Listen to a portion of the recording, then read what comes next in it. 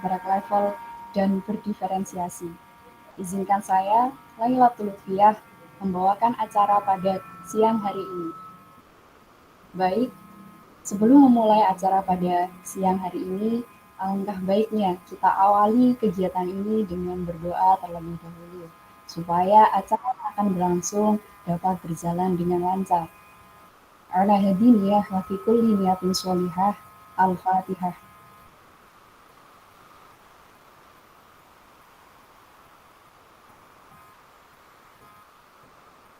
Amin ya rabbal alamin. Semoga dengan bacaan suratul Fatihah tadi dapat menambah kebermanfaatan dari kegiatan yang kita laksanakan nanti. Acara selanjutnya, menyanyikan lagu Indonesia Raya dan Mars Ugris.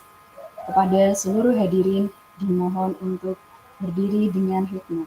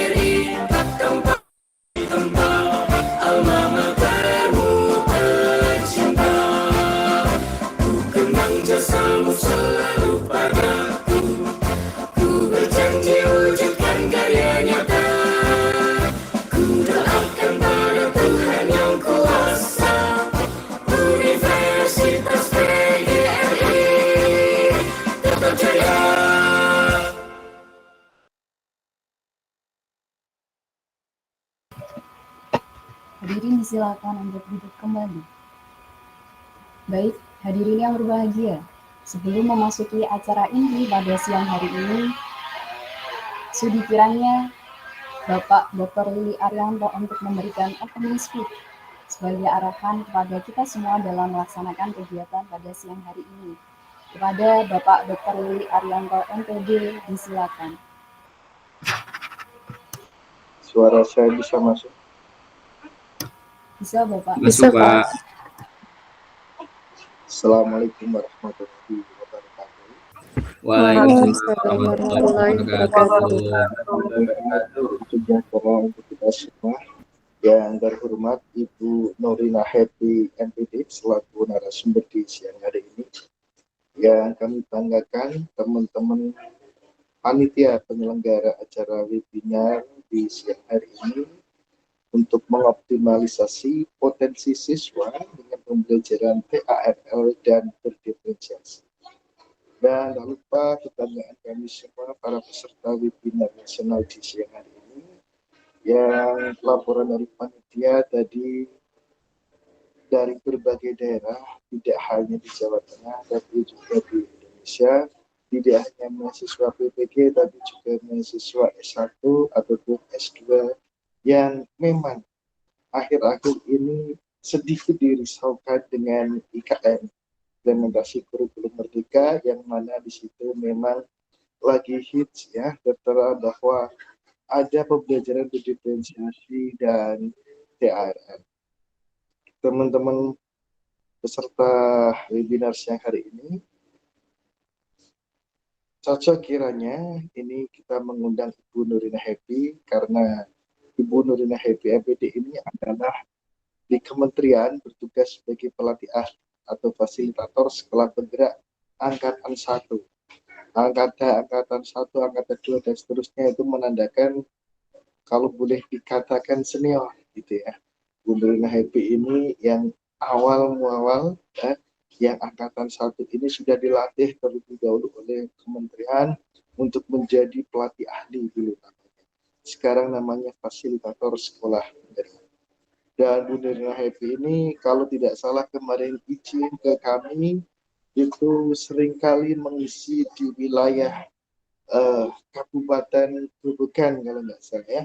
Di sana Bu Nurina Happy nanti bisa dilihat di sana ngapain saja ya, dengan para pengawas, dengan para kepala sekolah, yang mana memang pemerintah saat ini sedang menggalakkan tentang IKN, implementasi kurikulum merdeka. Dan teman-teman peserta webinar di siang hari ini, kami katakan bahwa teman-teman merupakan orang-orang pilihan, yang mana di hari Minggu siang itu enaknya makan, tidur, ya kan, istirahat, benar-benar libur. Bukan liburan itu libur yang tidak sesungguhnya karena adaannya, tapi libur gelundang-gelundung, ya kan, di depan TV, nyalain kipas, nyalain AC, enak sekali. Tapi teman-teman di sini lebih memilih untuk belajar, ya, menyerap ilmu, entah itu difusi, ya, dari Ibu Nurina Happy MPD di siang hari ini. Terima kasih Ibu Nurina Happy kesediaannya meluangkan waktunya di hari Bu Happy sih nggak ada liburnya. Saya mau bilang Bu Happy hari libur itu. Nggak ada liburnya. Dan nanti izin Bu Happy, saya juga nanti ingin menyimak sampai akhir ya Bu Happy ya. Panitia, tolong habis ini jangan mengusir saya, karena biasanya setelah pembukaan jika ada kegiatan lain silakan keluar gitu ya. Saya cegah duluan ya. Saya juga penasaran ini dengan apa yang akan disampaikan oleh narasumber kita di siang hari ini. Nah, teman-teman, apabila nanti ada kekurangan dalam penyelenggaraan webinar kali ini, kami mohon maaf atas sebesar-besarnya. Dan wabillahi taufiq wal hidayah, selamat melanjutkan untuk webinarnya. Assalamualaikum warahmatullahi wabarakatuh. Waalaikumsalam warahmatullahi wabarakatuh. Terima kasih disampaikan kepada Bapak Dr. Willy Arianto MPD. Selanjutnya, hadirin sekalian, tibalah kita pada acara inti pada siang hari ini, yaitu diskusi yang bertajuk mengoptimalkan potensi siswa dengan pembelajaran teaching at the right level dan berdiferensiasi, yang akan dipandu langsung oleh moderator Nur Rahman MPD. Kepada Saudara Nur Rahman MPD, disilakan. Ya, terima kasih kepada Saudara Lailatul Lutfiah. Selamat siang semuanya. Ya, tentunya kita sangat berbahagia pada hari ini bisa bersama-sama mendengarkan dan menyerap ilmu tentang pembelajaran TARL, Teaching at the Right Level, dan pembelajaran berdiferensiasi langsung dari pakarnya, yaitu Ibu Nurina Happy, MPD. Ya, ini adalah seorang ahli. Ya, yang terhormat Bapak Lilik Arianto selaku Kaprodi Pendidikan Matematika S1 FMI Pati Universitas PGRI Semarang, yang terhormat Ibu Nurina Happy selaku penyaji materi, dan para peserta yang kami cintai dan kami banggakan. Memasuki pada siang hari ini, kita akan mengulik sedikit profil tentang Ibu Nurina Happy. Ya, ini.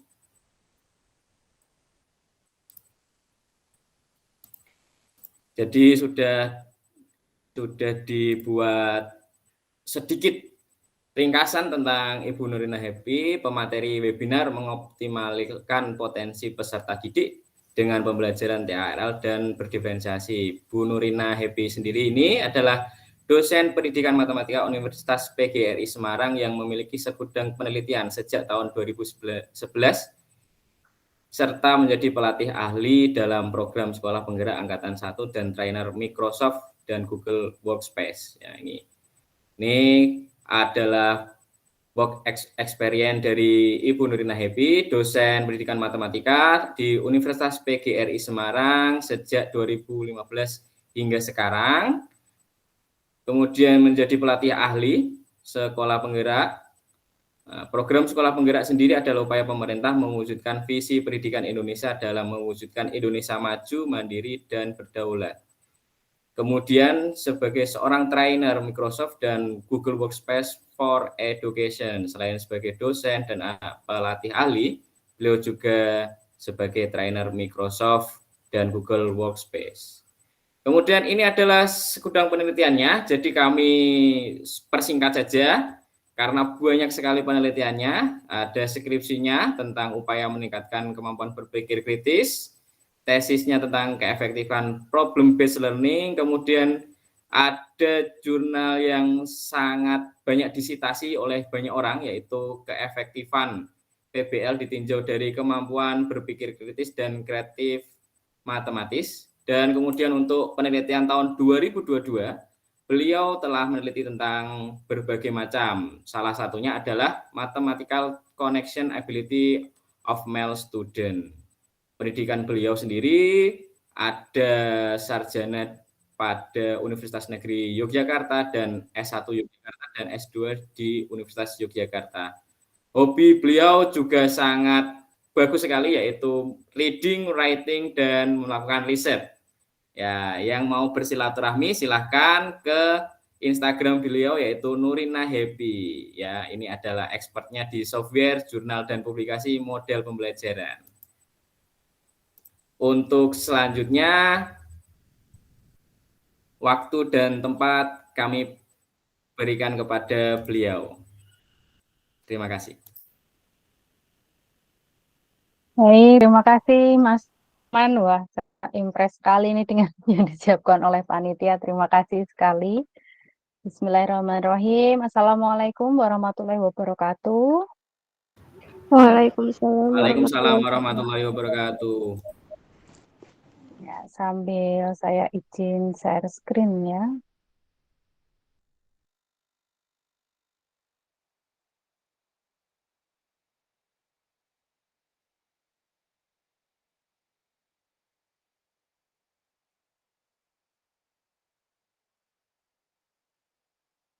Sudah nampak tampilan saya? Sudah, Bu. Sudah, Ibu. Oke, baik. Terima kasih. Alhamdulillah ya, hari ini saya mendapatkan kesempatan yang luar biasa karena saya diberi kesempatan untuk berbagi ya. Ini sebenarnya berbagi istilahnya pengetahuan dan pengalaman saja yang sudah saya alami kurang lebih 1,5 tahun ini ya.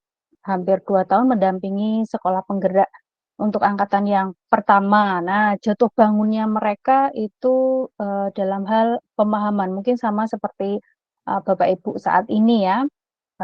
belajar tentang pembelajaran berdiferensiasi itu seperti apa. Nah, mereka juga sama strugglingnya karena mereka berjalan dengan panduan yang terlambat datang. Nah, berbeda dengan angkatan kedua yang semuanya sudah siap, kemudian mereka menjalankan, beda dengan angkatan 1, mereka berjalan dulu baru ada panduannya pelan-pelan sehingga banyak hal yang kemudian diperbaiki lagi begitu nggih.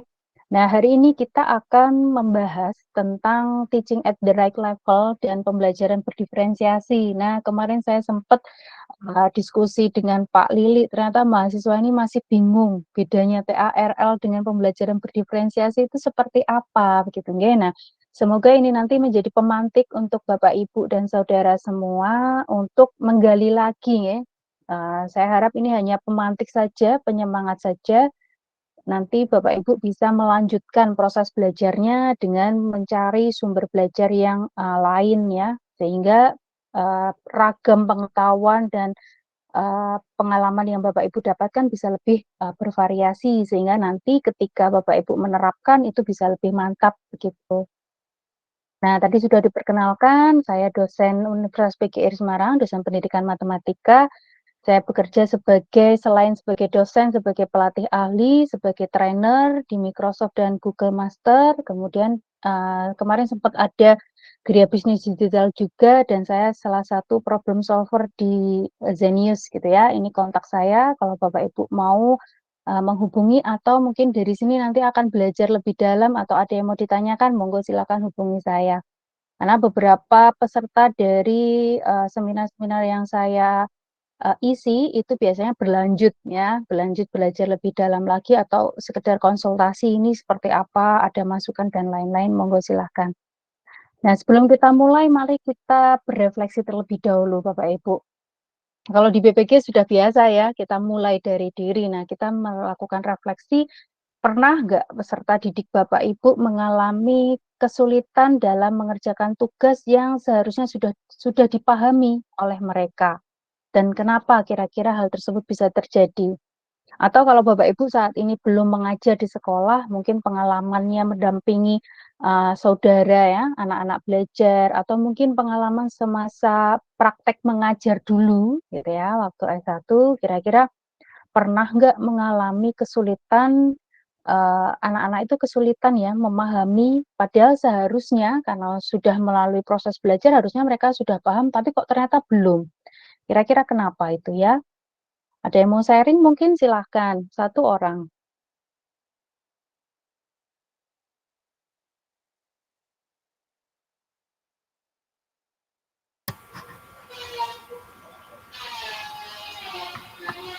Monggo silahkan, ada suara.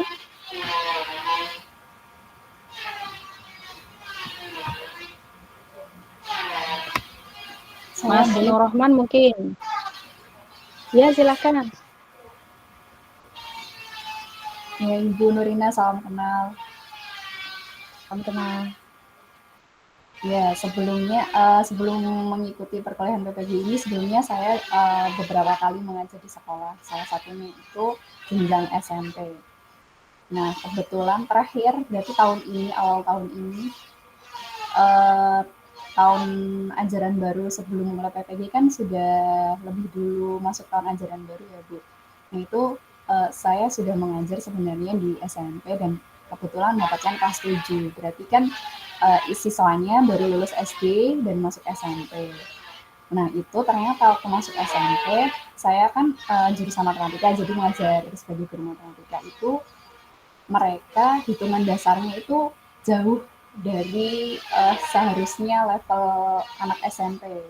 Jadi masih banyak yang kesulitan untuk hitungan dasar, tidak hanya perkalian, bahkan penjumlahan dalam biji banyak gitu, itu juga masih kesulitan seperti itu, Bu.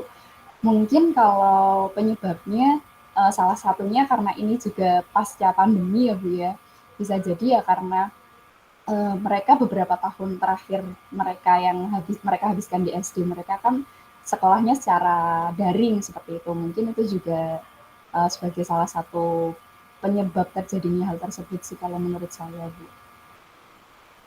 Baik, terima kasih responnya. Jadi betul sekali tadi yang disampaikan bahwa Hal ini sangat wajar terjadi ya, di lingkungan kelas gitu. Apalagi sekarang kemarin-kemarin kita sempat mengalami pandemi yang cukup lama atau sering disebut learning loss ya. Itu nyata dan itu fakta terjadi di lapangan bahwa anak-anak korban pandemi ini banyak tertinggalnya. Nah, saya sudah mendampingi di mahasiswa-mahasiswa kampus mengajar yang ditempatkan di level SD maupun di level SMP, itu kemampuan membaca, kemampuan berhitung itu mereka tertinggalnya jauh sekali. Ada yang kelas 5, kelas 6 membacanya itu belum lancar. Bahkan di sekolah saya yang baru di angkatan kedua ini, mereka SMP kelas 1 itu belum lancar membaca. Karena sewaktu SD mungkin sekolahnya belum begitu mendukung ya untuk proses belajar mengajar secara daring atau mungkin mensiasati ketika pandemi itu belum lihai begitu ya, sehingga anak-anak menjadi korban. Dan level berikutnya itu masih terjadi dan menumpuk-menumpuk terus. Seharusnya mereka sudah belajar sesuatu yang lain tapi gurunya masih fokus pada melancarkan dulu membacanya. Nah, jadi kemudian ada program tambahan untuk anak-anak tersebut gitu ya. Nah, kemudian mengapa hal itu bisa terjadi ya? Banyak faktor yang bisa menyebabkan hal itu terjadi. Nah, di dalam kurikulum Merdeka sendiri salah satu pendorongnya mengapa kemudian pemerintah menerapkan kurikulum ini juga dalam rangka untuk mendekatkan gap yang terjadi ya selama pandemi kemarin. Learning loss-nya itu harus kita segera tangani supaya anak-anak ini berjalan kembali seperti sebelum pandemi gitu ya. Nah, dengan cara menerapkan kurikulum Merdeka ini, kemudian nanti ada kita memahami teaching at the right level dan kita menerapkan strategi pembelajaran berdiferensiasi di sekolah. Nah, proses pembelajaran peserta didik itu harusnya disusun berdasarkan karakteristik, potensi, dan kebutuhan peserta didik. Atau sekarang ada profil belajar juga ya. Nah, kenapa? Karena setiap anak itu kan tidak sama, Bapak Ibu. Jadi, misalkan dari tadi disebutkan dari level SMP. Ketika masuk ke level SMP itu kan mereka berasal dari SD yang bermacam-macam. Mungkin ada SD yang maju, mungkin ada SD yang tertinggal. Ini dalam hal memfasilitasi anak belajar selama pandemi ya. Sehingga ketika SMP itu mereka juga berbeda-beda nih kemampuannya. Tidak mungkin kita samakan. Anggap aja seperti kalau anak kelas 1 SD nih masuk. Kan ada yang TK, ada yang tidak TK. Ketika masuk di kelas 1 itu ada anak yang sudah pandai berhitung, sampai penjumlahan sudah lancar, tapi ada yang pengenalan angka saja belum paham, belum ngerti. Simbolisnya itu belum paham, belum bisa membedakan, misalkan angka 8 dengan angka 9 belum bisa. Lalu apakah bisa di dalam pembelajaran di kelas 1 SD itu kemudian kita samakan mereka, yuk belajar berhitung. Nggak bisa Bapak Ibu, karena setiap anak itu punya karakteristik, punya potensi, dan punya kebutuhan yang berbeda. Maka seharusnya proses pembelajaran itu juga tidak disamaratakan. Nah, di dalam kurikulum Merdeka itu ada yang namanya prinsip pembelajaran dan juga prinsip asesmen. Kita pelajari dulu untuk prinsip pembelajarannya. Yang pertama, pembelajaran dirancang dengan mempertimbangkan tahap perkembangan dan tingkat pencapaian peserta didik saat ini sesuai dengan kebutuhan belajar serta mencerminkan karakteristik dan perkembangan yang beragam sehingga pembelajaran menjadi bermakna dan menyenangkan. Ini nanti hubungannya dengan TARL ya. Kemudian yang kedua, pembelajaran dirancang dan dilaksanakan untuk membangun kapasitas untuk menjadi pembelajar sepanjang hayat. Ini dalam rangka untuk mencapai visi pendidikan di 2030 ya. Kemudian yang ketiga, proses pembelajaran mendukung perkembangan kompetensi dan karakter peserta didik secara holistik. Jadi sekarang tidak hanya kognitif saja, tetapi bagaimana profil pelajar Pancasila yang dibangun dari anak-anak selama proses pembelajaran, baik dari intranya, ekstranya, kemudian profil pelajar, proyek penguatan profil pelajar Pancasila maupun budaya lingkungan sekolah yang dibangun di dalam sekolah tersebut. Kemudian yang keempat, pembelajaran yang relevan, yaitu pembelajaran yang dirancang sesuai dengan konteks, lingkungan, dan budaya peserta didik, serta melibatkan orang tua dan masyarakat sebagai mitra. Nah, bedanya kurikulum ini dengan kurikulum sebelumnya itu adalah sekolah itu punya wewenang untuk mengembangkan sendiri kurikulum operasional tingkat satuan pendidikan. Jadi jangan heran nanti ketika Bapak Ibu misalkan terjun ke lapangan atau Mas Mbak ya terjun ke lapangan saat PPL begitu ya, kok kurikulum sekolah saya kok beda ya dengan teman saya? Itu bukan sesuatu yang aneh di kurikulum ini, karena sekolah berhak menentukan apa yang menjadi dasar mereka mengembangkan kurikulum tersebut, capaian pembelajarannya sama, itu given dari pemerintah. Tetapi sekolah itu perlu melihat, mengidentifikasi karakteristik sekolahnya, lingkungannya, karakteristik peserta didiknya seperti apa, kemudian harapan dari orang tua, mitra, stakeholder di seperti apa, sehingga itu diramu menjadi kurikulum operasional tingkat satuan pendidikan. Nah, imbasnya adalah, harapannya adalah sudah tidak ada lagi ujian yang disamaratakan di setiap sekolah, karena bisa jadi capaiannya saat itu atau tujuan pembelajarannya di saat itu tidak sama. Misalkan kalau dulu setiap dinas itu misalkan melaksanakan UTS serentak gitu ya, untuk satu SMP, satu SMA, semua di wilayah itu. Tapi kalau sekarang harapannya tidak demikian, karena setiap sekolah itu bisa jadi pada waktu tertentu tujuan pembelajaran yang dicapai itu tidak sama, karena mereka berhak mengembangkan sendiri. Kemudian yang kelima, pembelajaran berorientasi pada masa depan yang berkelanjutan. Jadi kan harapannya anak-anak kita kan belajar sepanjang hayat ya, jadi tidak berhenti pada saat mereka sudah lulus SMA, SMK, kemudian melanjutkan ke perguruan tinggi mungkin, tidak sampai seperti itu saja, tapi berlanjut terus, sehingga pembelajaran itu terus dilakukan. Nah, kemudian prinsip asesmen. Nah, pembelajaran dan asesmen itu sesuatu yang tidak bisa dipisahkan. Kalau kita gambarkan dia sebagai spiral ya sekarang ya. Jadi kita lakukan asesmen, kemudian kita lakukan proses pembelajaran, kita lakukan asesmen lagi, kita cek pembelajaran yang sudah kita lakukan, kita perbaiki hasil asesmennya, kita perbaiki dalam pembelajaran berikutnya, kita akses lagi, kita lakukan pembelajaran lagi, dan seterusnya, sehingga harapannya terjadi pembelajaran yang lebih baik lagi ya, perbaikannya itu berkelanjutan. Prinsipnya yang pertama, asesmen merupakan bagian terpadu dari proses pembelajaran, memfasilitasi pembelajaran, menyediakan informasi sebagai umpan balik untuk guru, peserta didik, dan orang tua. Jadi tidak hanya sekedar judgement ya sekarang untuk asesmen itu, tapi sebagai umpan balik. Oh, untuk guru, oh anak saya itu ini loh yang sudah memahami, sekian persen loh yang sudah paham. Oh, ternyata ada sekian persen yang belum paham. Bagian mana ya yang belum paham?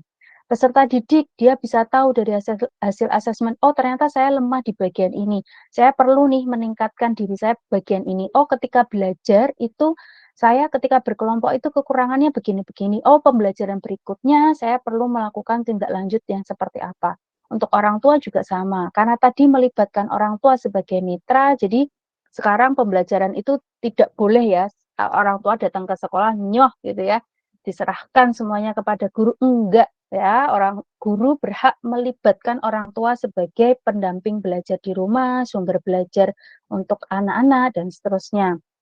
Orang tua dari hasil asesmen itu akan tahu, oh anak saya itu butuh bantuan di bagian ini. Oh saya maka di rumah perlu mendampingi bagian ini. Sehingga nanti di sekolah bisa terjadi perbaikan. Kemudian yang kedua, asesmen perlu dirancang dan dilakukan sesuai dengan tujuannya. Tujuannya apa, asesmennya apa. Nanti kita akan lihat macam-macam asesmen itu seperti apa. Yang ketiga, asesmen dirancang secara adil, valid, dan dapat dipercaya, memberikan informasi yang kaya bagi guru, peserta didik, dan orang tua mengenai kemajuan dan pencapaian pembelajaran, serta keputusan tentang langkah selanjutnya. Tadi ya, tidak hanya judgement, oh anak ini tuh kurang dari KKM nih, di bawah KKM, di atas KKM, what next gitu ya. Tidak hanya berhenti di situ, tetapi mana yang sudah baik, mana yang belum baik, langkah selanjutnya yang harus bisa dilakukan anak-anak, orang tua maupun guru itu seperti apa, sehingga di pembelajaran berikutnya akan tercipta pembelajaran yang lebih baik dari yang kemarin. 4. Asesmen sebaiknya meliputi berbagai bentuk tugas, instrumen, dan teknik yang sesuai dengan tujuan pembelajaran yang ditargetkan. Nanti kita lihat macam-macamnya. Kemudian yang kelima, laporan kemajuan belajar dan pencapaian peserta didik bersifat sederhana dan informatif, memberikan informasi yang bermanfaat untuk peserta didik dan orang tua, dan datanya berguna untuk penjaminan dan peningkatan mutu pembelajaran. Tadi ya, pembelajaran yang berkelanjutan, perbaikan yang berkelanjutan. Nah, sekarang kita mulai pengajaran sesuai dengan capaian atau tingkat kemampuan. Biasa disebut teaching at the right level atau pembelajaran sesuai dengan tahap capaian peserta didik gitu ya. Ini adalah sebuah pendekatan belajar yang mengacu pada tingkatan capaian atau kemampuan dari peserta didik. Jadi tidak mengacu pada tingkatan kelas lagi Bapak Ibu. Kalau kemarin kita kenalnya adalah kelas 6 itu kelas 6. Level SD itu ada kelas 1, 2, 3, 4, 5, 6. SMP itu ada kelas 1, 2, 3 atau 7, 8, 9. SMA itu ada 10, 11, 12 gitu ya. Mereka akan dites untuk kelas 1 ya, mereka akan dites di akhir. Kemudian kita akan tentukan dari awal sampai akhir mereka layak enggak nih untuk naik ke kelas 2 gitu ya. Kalau sudah naik ke kelas 2, maka yang kelas 1 tadi pembelajarannya istilahnya dilanjutkan gitu nggih. Nah, kalau di sini di teaching at the right level kita tidak memandang kelas ya, tidak memandang tingkatan. Tapi kalau di kurikulum Merdeka kita memandangnya dalam fase. Fase itu bisa 1 sampai 3 tahun. Untuk level SD itu ada fase A, B, C. Level A itu untuk kelas biasa kita lihatnya kelas 1 dan kelas 2. Fase B itu kelas 3 dan 4. Fase C itu kelas 5 dan 6. Nah, bedanya apa? Nah, jadi kita tidak memisahkan antara kelas 1 dengan kelas 2. Mereka berhak belajar untuk mencapai capaian belajar di fase A itu selama kurun waktu 2 tahun itu. Jadi capaian pembelajaran di fase A itu kan ada di akhir pembelajaran itu harapannya anak sudah bisa apa-apa-apa. Dan itu sifatnya masih umum sekali kalau Bapak Ibu cek ya paragrafnya. Kan dia dalam bentuk paragraf beda dengan kurikulum 13 kemarin ya. Ada KI, ada KD dan itu sudah jelas rigid ya, sudah rigid. Sedangkan di kurikulum Merdeka ini tidak demikian. Dia masih dalam paragraf. Kemudian dari paragraf tersebut, guru punya wewenang untuk membreakdown menjadi tujuan pembelajaran. Nah, membreakdownnya seperti apa? Bapak Ibu bisa mencari inspirasi dari kurikulum sebelumnya, atau kita lihat kalau Bapak Ibu punya pengalaman mengajar yang sudah beberapa tahun, pasti akan merasakan, ketika ngajar KD ini itu kemarin nggak cocok nih, kan kalau di KTSP itu penempatannya cuma 1 JP atau 4 JP misalkan. Tapi ternyata anak-anak saya itu butuh waktu yang lebih banyak. Nah, maka untuk materi itu kemudian saya besarkan JP-nya. Boleh, silahkan. Karena melihatnya bukan per minggu ya jamnya kalau di kurikulum Merdeka, tapi per tahun. Dalam per tahun itu jam mengajarnya alokasinya seperti apa. Itu diorganisir sendiri oleh guru dan dituangkan dalam kurikulum operasional. Maka bisa jadi berbeda karena tadi melihat karakteristik anak-anak tadi. Nah, kalau seandainya anak-anak itu misalkan dalam tujuan pembelajaran 1 kok belum selesai, belum tuntas ibaratnya ya. Apakah dia akan lanjut ke tujuan pembelajaran kedua? Kalau di kurikulum 2013, kemungkinan kita akan memaksa anak untuk melanjutkan tujuan pembelajaran yang baru. Karena kita terbentur pada alokasi waktu ya, karena dia kan sudah diatur rigid ya. KD 1, 2, 3, 4, 5, 6, dan seterusnya itu harus habis di 1 tahun. Tapi kalau di kurikulum Merdeka ini dengan teaching at the right level, enggak.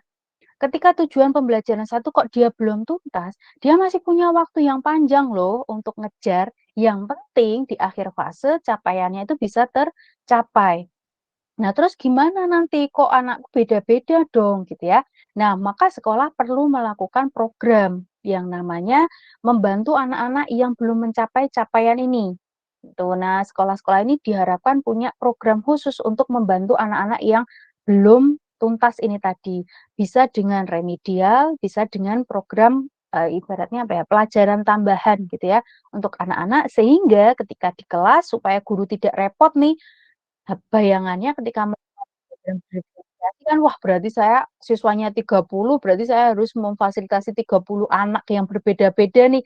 Enggak demikian ya. Kita nanti bisa kelompokkan seperti apa. Nah, kita memberikan fasilitas di dalam teaching at the right level, mereka itu belajar berdasarkan fase perkembangan atau tingkat kemampuannya sendiri-sendiri. Taunya bagaimana? Maka kita harus melakukan sebuah asesmen untuk tahu mereka ini sudah sampai tahap apa sih, bantuan apa sih yang harus kita kasih, pembelajaran yang seperti apa sih yang kita kasih ke anak ini, sehingga mereka merasa mendapatkan dukungan ya, meskipun mereka belum bisa, meskipun mereka nggak dong-dong, tapi mereka nggak minder di kelas karena semuanya itu mendapatkan dukungan dari guru di kelas. Nah, pembelajaran dibuat sesuai dengan capaian, tingkat kemampuan, kebutuhan peserta didik untuk mencapai capaian pembelajaran yang diharapkan. Nah, ini sesuai dengan filosofi pendidikan Ki Hajar Dewantoro ya. Kemudian kita memperhatikan capaian, tingkat kemampuan, kebutuhan, minat, profil belajar siswa, dan seterusnya dalam proses belajar, sehingga harapannya kita lebih memaksimalkan lagi peran siswa itu di dalam pembelajaran. Kalau di dalam kurikulum 2013 kemarin mungkin juga sudah banyak ya peran dari peserta didik. Kalau Bapak Ibu melaksanakan misalkan pendekatan pembelajaran saintifik, kemudian melakukan PBM, melakukan PJBL, misalkan sudah melaksanakan itu kan peran anak itu kan lebih banyak dibanding kurikulum-kurikulum yang sebelumnya lagi. Nah, di kurikulum ini lebih lagi dikuatkan. Di mana? Jadi anak-anak itu tidak hanya terlibat di dalam proses pembelajaran saja, Bapak Ibu, tetapi anak itu sudah mulai terlibat sejak perencanaannya. Oh, besok tuh mau belajar apa sih? Gitu ya. Kita mau belajar apa? Caranya gimana? Bahannya apa? Kita mau belajar di mana? Dengan apa? Sumbernya apa? Itu mereka dilibatkan. Nah, kemudian dari obrolan-obrolan itu kemudian Bapak Ibu guru merancang modul ajarnya. Sekarang sih tidak harus modul ajar nggih, karena ternyata modul ajar itu juga berat untuk Bapak Ibu guru di lapangan. Sekarang boleh mengembangkan hanya RPP minimumnya ada asesmen awal, ada proses pelaksanaannya, tahapannya, dan juga asesmennya seperti apa. Boleh mengembangkan RPP, tapi dengan RPP kurikulum merdeka, begitu ya harapannya. Nah, selain di perencanaan, pelaksanaan, anak-anak juga terlibat di dalam asesmen. Jadi ya, kalau dulu kan Bapak Ibu guru ngerancang buat RPP, kemudian dilaksanakan sesuai RPP, wis tak gaweke semuanya LKS-nya wis ini, nanti kamu ngerjain ini, ujiannya di akhir nanti soalnya ini, kamu nanti kalau mengerjakan bisa ini dapatnya sekian dan seterusnya, kamu tuntasnya sekian-sekian. Di sini enggak. Jadi di dalam asesmen, dalam proses akhirnya ya setelah pelaksanaan asesmen, anak-anak juga dilibatkan. Dia pengen dinilai dengan seperti apa, caranya gimana itu diajak ngobrol juga, gitu ya. Diajak ngobrol seperti apa sampai jadi pembelajaran itu mereka itu punya andil dalam menentukan proses belajarnya dia, dan dia akan dinilai seperti apa. Kemudian dia melakukan setelah asesmen evaluasi ya, kemudian melakukan refleksi. Kira-kira dari proses pembelajaran yang sudah kita lakukan dalam satu unit ini ya, katakanlah, itu apa yang sudah baik dalam diri kamu? Apa yang kurang dari diri kamu? Kalau yang kurang, kira-kira next kamu bisa memperbaiki seperti apa? Nah, sehingga anak-anak itu terbiasa memikirkan, melakukan evaluasi ya dalam dirinya sendiri, sehingga dia bisa kemudian tindak lanjut perencanaan. Selanjutnya itu dia akan seperti apa. Nah, kalau Bapak Ibu bayangkan tuh pasti seru sekali ya ini, di sekolah. Dan ini benar Bapak Ibu. Pengalaman Bapak Ibu guru yang di lapangan itu ketika mendapat teori seperti ini tuh kok berat ya. Ini ya, ini ya, ini ya. Terus kami sebagai fasilitator cuma bisa menyemangati, dicoba dulu silahkan. Apapun yang bisa kalian lakukan, lakukan. Gitu ya. Mereka akhirnya mencoba pelan-pelan menerapkan sedikit demi sedikit demi sedikit. Ternyata ketagihan loh Bapak Ibu. Kenapa? Karena binar mata anak-anak ketika belajar itu berbeda jauh sekali dibandingkan yang kemarin-kemarin. Karena apa? Mereka benar-benar terlibat di dalam proses pembelajaran. Saya nggak minder lagi, aku nggak bisa itu nggak apa-apa. Kenapa? Karena belajarnya beda antara yang sudah bisa dengan yang belum bisa. Saya belajar sesuai kemampuan saya, tapi saya tetap mengejar nih, pemahaman saya itu sama, minimal sama dengan mereka yang sudah rata-rata gitu ya, dan seterusnya. Yang anak-anak yang sudah paham nggak mengulang-ulang terus, karena dia diberi kesempatan untuk mendapatkan sesuatu yang lebih mendalam. Entah itu masalah yang lebih menantang, soal-soal atau proyek yang menarik, atau mereka mendapatkan tugas tertentu yang seru tentang materi itu. Nah, ini untuk PARL ya, yang pertama adalah tujuan pengajaran dengan menggunakan pendekatan ini adalah penguatan kemampuan numerasi dan literasi pada peserta didik, serta pengetahuan pada mata pelajaran yang menjadi capaian pembelajaran. Ini normal ya.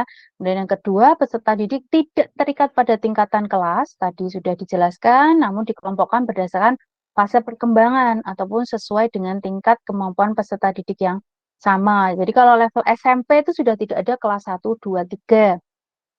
Tapi fase A, B, C, D. Fase D ya. Fase D itu dari kelas 1 sampai kelas 3. Jadi satu capaian itu kemudian di breakdown menjadi beberapa tujuan pembelajaran. Oh, ini loh yang cocok untuk kelas 1. Oh, ini loh untuk kelas 2. Oh, ini loh yang cocok untuk kelas 3. Lalu mereka belajar. Tidak ada tinggal kelas di dalam kurikulum Merdeka ini. Karena harapannya apa? Mereka itu punya jangka waktu yang panjang untuk sampai mencapai garis finishnya. Nah, garis finishnya sama, tetapi dalam prosesnya, startnya beda, prosesnya beda. Mungkin ada yang jalurnya itu belak-belok, oh ada yang jalurnya fast track, oh ada yang berliku, ada yang berbatu, dan seterusnya, tapi garis finishnya sama. Nah, kita fasilitasi proses itu, apapun tantangan yang dihadapi oleh anak, itu harapannya di garis finish itu mereka punya pemahaman yang sama atau punya capaian yang sama. Kemudian setiap fase atau tingkatan tersebut mempunyai capaian pembelajaran yang harus dicapai. Proses pembelajaran peserta didik akan disusun mengacu pada capaian pembelajaran tersebut, namun kita sesuaikan dengan karakteristiknya, potensinya, dan juga kebutuhan.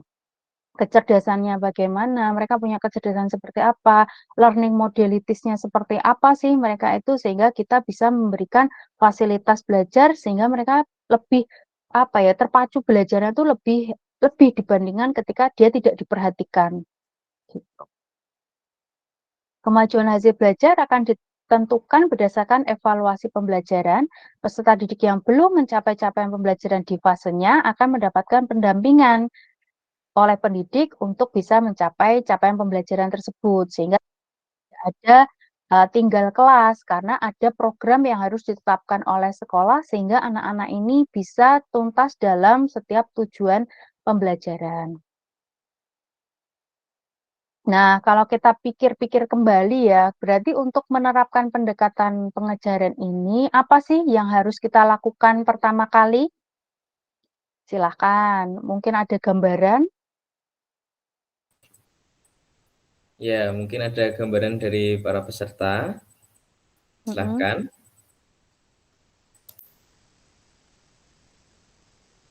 Yang perlu kita lakukan pertama apa? Ya, Oh silakan. ya, Kiatul, silahkan. Perkenalan Ibu, saya Zakiatul Miskia dari mahasiswa PPK Prajabatan Pendidikan Matematika. Kalau berdasarkan dari penjelasan Bu Nurina, berarti hal pertama yang harus kita lakukan itu asesmen diagnostik, artinya digunakan ketika untuk perencanaan pembelajaran yang akan dibuat oleh guru seperti itu. Baik, terima kasih Bu Zakia ya. Betul, yang pertama kita lakukan karena kita mau merancang ya suatu pembelajaran yang berpusat pada peserta didik, maka kita harus tahu dulu peserta didik kita itu seperti apa, karakteristiknya bagaimana, potensi keunikannya, kebutuhannya, kecerdasannya, learning modalities-nya, ekologinya, sosial emosionalnya, apalagi minatnya, dan seterusnya itu seperti apa. Sehingga kita bisa memberikan fasilitas tadi yang berbeda antara satu anak dengan anak-anak yang lain. Kita harus tahu dulu. Nah, yang menjadi catatan adalah Bapak Ibu perlu menyadari bahwa setiap anak itu unik. Setiap anak itu diciptakan oleh Allah Subhanahu wa taala itu dengan fitrahnya masing-masing. Nah, kebetulan saya juga seorang praktisi talent mapping ya. Di dalam talent mapping ini kalau apa ya, talents ya, bakat dari anak itu biasanya dipandang orang taunya bakat itu misalkan menari, menggambar dan seterusnya. Tapi tidak di kami karena memandang bahwa bakat itu adalah sesuatu yang nature, bukan nurture. Nurture kan dibuat ya. Orang kalau diajari terus akan bisa. Tapi kalau kami enggak, karena kami beranggapan bahwa manusia diciptakan itu sudah ada bahan modalnya gitu ya. Apakah dia punya karakter yang keras, yang kuat, apakah dia eh, peka, jadi berhubungan dengan karakter, sifat ya, bakat itu sifat ya. Jadi setiap anak itu unik. Kalau kita misalkan ngobrol sama anak, kok anak ini kok ngeyelan gitu ya. Ngeyelan itu kan label yang kita berikan kan. Padahal tidak, secara positif ngeyel itu berarti dia mampu mempertahankan pendapatnya. Nah, tinggal caranya ya dalam mengungkapkan pendapatnya itu seperti apa sehingga kita bisa memberikan dia label yang seperti negatif itu atau keras kepala kalau kita katakan. Padahal sebenarnya enggak loh. Karakternya itu kuat. Oh, anak ini visioner. Oh, anak ini apa istilahnya ya? Sangat rigid dalam melihat sebuah data. Oh, anak ini bahasanya berkomunikasinya ini bagus nih. Oh, anak ini bergaulnya bagus nih sifatnya ya, winning other offers. Ketika ngobrol dengan orang yang baru tuh ternyata dia pinter ya, apa istilahnya memenangkan hati orang lain. Itu bakat sifatnya ya. Kalau kita kemudian katakan lambe lamis misalnya kayak gitu ya. Tapi sebenarnya enggak, itu berarti dia punya karakter bahwa dia tuh bisa memenangkan hati orang lain dengan apa? Dengan caranya berbicara dan seterusnya. Itu bakat bawaannya yang diciptakan oleh Allah untuk dia karena setiap anak itu punya visi. Kenapa kok dia diciptakan? Ada tujuannya. Disertai dengan modal-modal. Nah, tugas seorang guru adalah menemukan. Orang tua juga ya, orang tua dan guru menemukan anak ini punya sifat yang seperti apa, bakat seperti apa, kita arahkan seperti apa sehingga visi anak ini diciptakan itu tercapai gitu. Itu hubungannya dengan setiap anak itu unik. Anak kembar pun juga berbeda ya, Bapak Ibu bisa jadi sifatnya beda, struktur fisiknya ya, bentuk fisiknya mungkin ada yang berbeda dan seterusnya. Sehingga karena perbedaan unik itu, maka masing-masing anak itu punya hak untuk mendapatkan pendekatan belajar yang berbeda. Jadi anak yang sifat hatinya sangat peka, nggak mungkin lah kita berikan pengajaran dengan cara yang keras. Kenapa? Karena hatinya halus. Ketika halus kita beri keras akan bentrok terus. Anak yang keras diberikan sesuatu yang lembek gitu ya, juga nggak sinkron gitu ya, karena dia nggak tertantang misalkan seperti itu. Nah, yang kita kenali dari anak itu juga beragam. Tadi tidak hanya karakter, tidak hanya sifatnya, kita bisa melihat dari segi kognitif dan non kognitifnya. Oh, ketika belajar, terutama waktu pandemi kemarin ya, kita mau mengadakan pembelajaran daring, orang tuanya punya HP atau tidak, sinyalnya gimana, HP-nya ada berapa, dan seterusnya. Itu perlu kita perhatikan juga dalam memfasilitasi anak belajar, termasuk sosial emosionalnya. Nah, kalau kita perhatikan nih, di sini kan ada tiga saudara lah ya, katakanlah sedang melihat baseball nih nggak punya tiket gitu ya. Yang satu sudah tinggi, yang satu sedang, yang satu kecil. Mereka melihat dengan bantuan uh, apa ini ya, krat ya ini ya, kotak gitu sehingga mau melihat. Nah, berdasarkan gambar ini, bagaimana seharusnya cerminan pendidikan yang harus kita terapkan ke anak-anak kita nih? Coba silahkan. Kalau ini dianggap sebagai sebuah pendidikan, di mana ini adalah siswanya gitu ya, cerminannya berarti seperti apa nih? Ayo, silakan bagi peserta kita buka diskusi biar lebih menarik dan lebih aktif. Iya.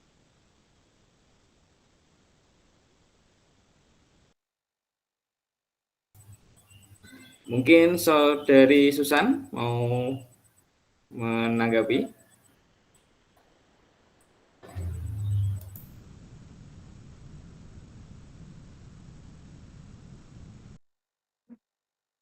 Ya, silakan. Dalam Ayo, kurikulum merdeka tidak ada benar, tidak ada salah ya. Silakan. betul ya. Mungkin atau yang lainnya, silakan. Oh, Saudara Susan, silakan.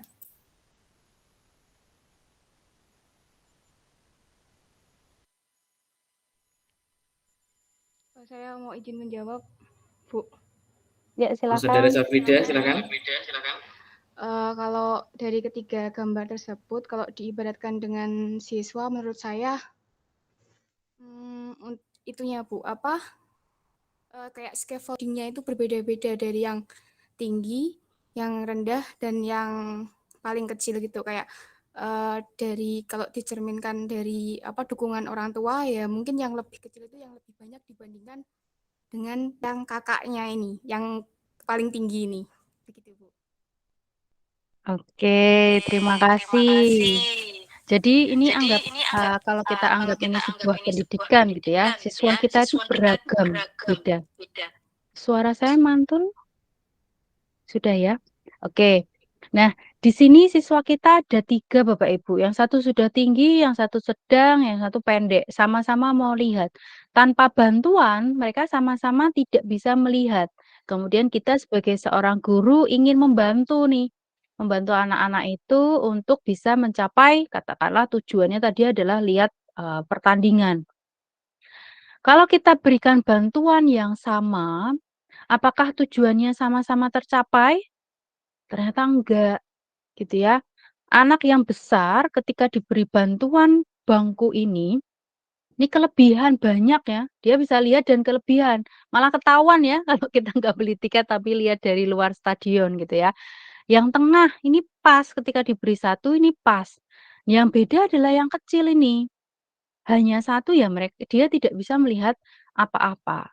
Nah, gambarannya dari anak-anak itu unik tadi seperti ini Bapak Ibu. Kita tidak bisa menyamakan bantuan atau tadi yang disebut scaffolding tadi ya. Bantuannya disamakan itu belum tentu tujuannya bisa tercapai. Maka kita perlu melihat seperti apa anak-anak kita sehingga kita bisa berikan bantuan yang tepat.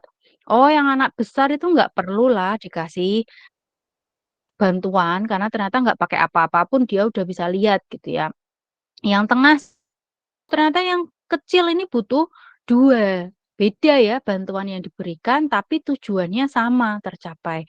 Atau ketika kita tidak bisa memberikan bantuan seperti ini, ada nggak alternatif langkah lain yang bisa kita lakukan sehingga mereka juga bisa tetap mencapai tujuan yang sama? Oh, geser yuk, ini kan ada pagernya nih, geser yuk, ada nggak sih tempat lain yang bisa kita lihat? Oh, ternyata di samping sana pagernya tuh nggak dari kayu, tapi dari jaring, jadi kita bisa lihat dan seterusnya. Nah, sehingga dalam mendidik yang harus pertama kita kenal adalah siapa anak yang akan kita didik itu dan apa yang merupakan target dari capaiannya. Nah, pemahaman karakteristik dan capaian pembelajaran yang harus dipenuhi ini menjadi penting dalam menciptakan pendidikan yang merdeka bagi anak. Nah, namanya kurikulum merdeka, jadi yang merdeka siapa aja nih? Gurunya merdeka, karena gurunya berhak mengembangkan sendiri tadi ya, breakdown-an tujuan pembelajaran, merancang pembelajarannya seperti apa, asesmennya seperti apa gitu ya, nggak harus sama, yang penting garis finishnya sama. Anak juga harus merdeka Bapak Ibu, dia bisa merdeka merasakan proses belajarnya sendiri, tuh. Nah, tadi sudah disinggung, kita perlu melakukan asesmen diagnostik untuk tahu ya, anak-anak kita tuh seperti apa. Atau sekarang lebih banyak disebut sebagai asesmen awal pembelajaran. Nah, nanti kita akan cek bedanya apa sih asesmen diagnostik dengan asesmen awal pembelajaran gitu ya. Nah, asesmen diagnostik ini adalah senjata utama bagi guru untuk menemukan strategi efektif untuk proses belajar, nih kata Mbak Najila Shihab ya. Nah, asesmen diagnostik ini kita akan belajar tentang tujuan asesmen diagnostik, diagnostik kognitif dan non-kognitif. Tujuannya apa? Secara umum, asesmen diagnostik itu bertujuan untuk mendiagnosis kemampuan dasar siswa dan mengetahui kondisi awal siswa. Biasanya dibedakan kognitif dan non-kognitif. Kenapa kok di tahun pertama disebut asesmen diagnostik, tapi di tahun kedua sekolah penggerak ini tidak lagi menggunakan asesmen diagnostik? Karena ternyata istilah asesmen diagnostik ini sangat berat diterima oleh Bapak Ibu guru. Beratnya adalah diagnosis itu kan dilakukan oleh ahlinya ya ketika menilai. Sedangkan saya kan cuma guru matematika, kok saya harus menilai sosial emosionalnya, itu kan bukan ranah saya. Maka angkatan 1 tuh kemudian banyak yang bekerja sama dengan mitra-mitra misalkan psikolog dan seterusnya, dan itu berat untuk mereka, berat dari segi biaya. Kenapa? Karena mereka tidak ada alokasi dana untuk melakukan asesmen diagnostik ini, sehingga kemudian tidak jalan. Nah, kemudian di tahun kedua istilah tersebut diperbaiki menjadi asesmen pembelajaran awal. Tapi sebenarnya tidak hanya asesmen awal saja, awal itu kan ibaratnya hanya 1 kali kita lakukan ya. Nah, nanti kita akan lakukan asesmen itu kita lakukan tidak hanya 1 kali untuk mendiagnosis siswa kita. Nah, tujuannya asesmen kognitif dan non kognitif. Kalau non kognitif itu berarti kita mengetahui kesejahteraan psikologi dan sosial emosional siswa, mengetahui aktivitasnya selama di rumah itu apa saja, fasilitasnya apa, kondisi keluarganya gimana, latar belakang pergaulannya seperti apa, gaya belajarnya, karakternya, minatnya, dan seterusnya itu seperti apa. Kita lihat, kita cari tahu, kemudian itu jadi modal kita. Oh, berarti nanti ketika pembelajaran, oh anak-anak ini sedang banyak yang minat tentang K-pop nih. Bisa nggak ya matematika didesain pembelajarannya dengan mengambil konteksnya K-pop nih, supaya mereka lebih tertarik, atau yang apalah, terserah. Kemudian kognitif, mengidentifikasi capaian kompetensi siswa, menyesuaikan pembelajaran di kelas dengan kompetensi rata-rata siswa, memberikan kelas remedial untuk anak yang kurang ya, atau pelajaran tambahan, atau berikan pengayaan ya untuk anak-anak yang lebih dari rata-rata. Nah, kita mulai dari yang non kognitif. Nah, non kognitif kita kan bisa di awal tahun pelajaran ya. Kalau yang sifatnya tidak banyak berubah, misalkan status ekonomi dan seterusnya kan relatif tidak berubah banyak setiap tahun, maka tidak perlu dilakukan berulang kali, kecuali hal-hal yang bisa berubah fluktuatif itu boleh ditanyakan lagi. Kecerdasan, misalkan kalau kita punya instrumen yang sudah valid, kita tadi punya kerjasama dengan lembaga yang bisa mengakses kecerdasan, kan itu tidak perlu dilakukan beberapa kali. Jadi 1 tahun awal ajaran di kelas 1 itu bisa gitu ya, kita pakai seterusnya sampai kelas 3 misalkan. Nah, contohnya kesejahteraan psikologi sosial emosional, aktivitas tadi ya, kondisi keluarga, gaya belajar, karakter. Contohnya, ketika kita mau melakukan asesmen diagnostik non kognitif, berarti kita siapkan alat bantunya. Misalkan di sini kita mau melihat emosinya. Jadi kita siapkan beberapa gambar emosi ya, sehingga kemudian anak-anak nanti memilih. Pertanyaannya adalah, apa yang sedang kamu rasakan saat ini? Bagaimana perasaanmu saat belajar di rumah?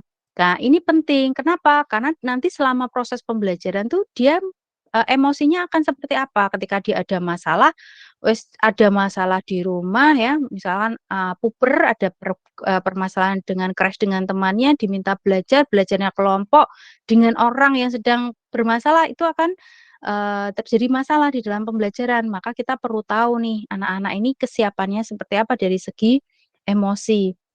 Nah, kemudian langkah yang kedua, buat daftar pertanyaan kunci mengenai aktivitas siswa. Apa saja kegiatannya selama di rumah? Misalkan ini untuk yang daring kemarin ya, udah lama nggak ketemu, kemudian kita ketemu, itu kegiatannya kemarin apa saja, kamu baru senang melakukan apa nih, hobinya apa, dan seterusnya. Apa nih yang paling kamu suka, yang tidak kamu suka ketika belajar di rumah, dan seterusnya. Harapanmu ketika belajar itu seperti apa? Apakah belajar sendiri, ataukah belajar berkelompok, apakah belajar berdua, dan seterusnya. Itu menjadi modal kita untuk menyiapkan pembelajaran. Contohnya selain tadi dengan pertanyaan, kita juga bisa meminta anak-anak itu untuk bercerita. Jadi ketika ada yang bermasalah, kita minta bercerita atau menuliskan, ya, tuliskan apa saja yang ingin digambarkan. Kemudian atau menggambar, untuk anak-anak PAUD kan belum bisa nggih, mungkin cerita atau apa, tapi dari gambar itu bisa ketahuan emosinya seperti apa, dari pemilihan warna, pemilihan bentuk, dan seterusnya. Nah, strateginya ketika kita bertanya nggih, ini nanti Bapak Ibu bisa lihat saja, nanti saya share. Nah, tindak lanjutnya setelah kita tahu tadi non kognitifnya seperti apa, maka step pertama kita identifikasi siswa dengan ekspresi emosi negatif dan kita ajak diskusi 4 mata.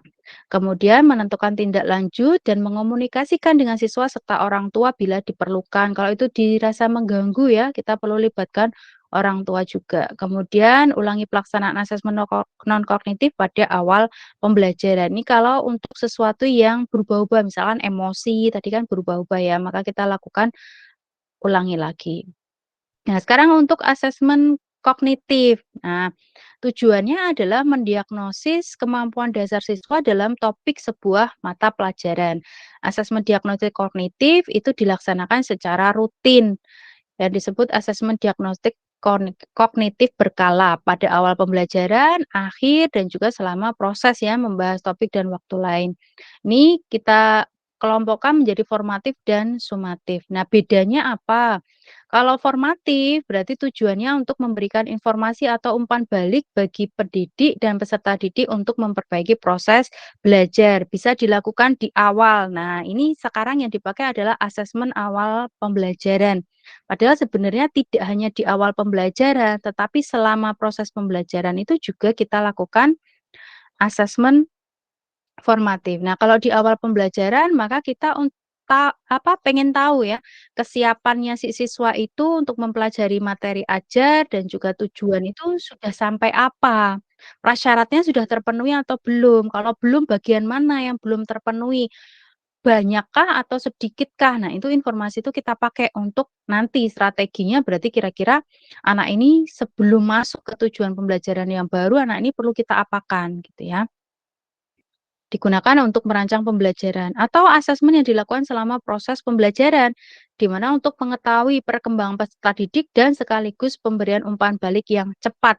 Biasanya asesmen ini dilakukan sepanjang atau di tengah kegiatan dan dapat juga dilakukan di akhir pembelajaran. Itu untuk asesmen formatif. Jadi dilakukannya dalam rangka untuk perbaikan pembelajaran.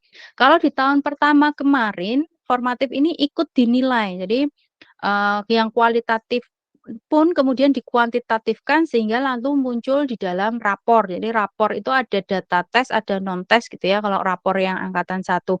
Kemudian di angkatan yang kedua formatif ini tidak lagi ikut dihitung Bapak Ibu.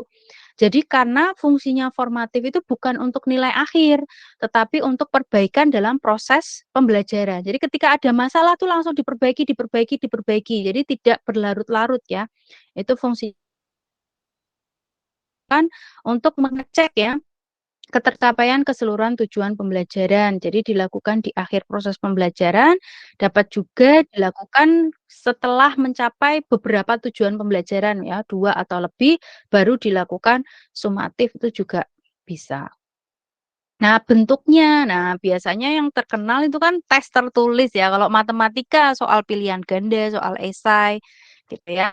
Tapi ternyata enggak, kita bisa gunakan macam-macam. Ini contoh untuk yang tidak tertulis. Maka kita bisa lakukan asesmennya berupa diskusi kelas, bisa kita lakukan drama, bisa kita lakukan produk ya, kemudian presentasi atau tes lisan itu bentuk tidak tertulis. Ini bisa dilakukan selama proses pembelajaran lalu kita nilai anak-anak ini capaiannya seperti apa, ada nggak yang perlu diperbaiki dan seterusnya sehingga next pertemuan berikutnya itu bisa jadi lebih baik lagi atau di tujuan pembelajaran yang berikutnya itu bisa lebih baik lagi ya proses pembelajarannya. Nah, ini yang tertulis. Tertulis itu tidak hanya soal aja ya. Ini yang pertama refleksi. Kita bisa aja anak-anak berefleksi, kira-kira apa yang sudah dipahami, apa yang belum dipahami, bagian mana sih yang perlu bantuan dan seterusnya. Kemudian kita bisa minta mereka membuat sebuah esai, kita bisa membuat mereka jurnal ya, membuat jurnal kegiatan atau jurnal catatan-catatan ya. Kemudian minta anak-anak bisa membuat poster, bisa juga melakukan tes tertulis. Kalau tes tertulis sudah biasa dipakai. Tapi kalau sekarang banyak hal yang bisa dilakukan Bapak Ibu untuk melihat ya, melihat capaian anak-anak baik dari proses maupun dari segi kognitifnya. Nah, penting untuk guru melakukan asesmen diagnostik kognitif ini untuk menyesuaikan tingkat pembelajaran dengan kemampuan siswa, bukan untuk mengejar target kurikulum. Tadi ya, misalkan kalau di kurikulum 2013 tuh KD ini sekian tuh harus selesai di minggu sekian. Enggak ya, bukan dalam rangka seperti itu untuk asesmen diagnostik ini, tapi kita untuk tahu anak-anak ini sudah sampai mana, sehingga kita bisa memberikan treatment yang bagaimana untuk anak-anak tersebut. Nah, di pembelajaran berdiferensiasi kalau Mercy Nortlund itu membaginya menjadi 3 ya, modifikasi proses, konten, dan produk, tapi di kurikulum Merdeka itu kemudian ada modifikasi lingkungan belajar juga. Nah, modifikasi proses yang kita lakukan kalau kita udah tahu tadi ya, anak-anak kita itu berbeda nih, kita sudah tahu hasil asesmen diagnostiknya itu seperti apa. Oh, anak saya yang paham itu 40%, yang nggak paham itu 60%, maka next pembelajarannya akan seperti apa. Nah, Bapak Ibu bisa melakukan modifikasi tadi di proses, konten, produk, atau lingkungan belajarnya. Kalau dimodifikasi proses, maka guru itu mengeksplorasi berbagai aktivitas dan strategi mengajar setiap materi kepada muridnya. Misalkan di sini dikelompok-kelompokkan sesuai dengan tujuan pembelajaran masing-masing. Kemarin ada yang tanya, Bu, kalau saya sudah melakukan pengelompokan nih, yang pinter dengan yang pinter, yang kurang dengan yang kurang, apakah saya sudah melakukan proses pembelajaran berdiferensiasi? Jawabannya belum, ya.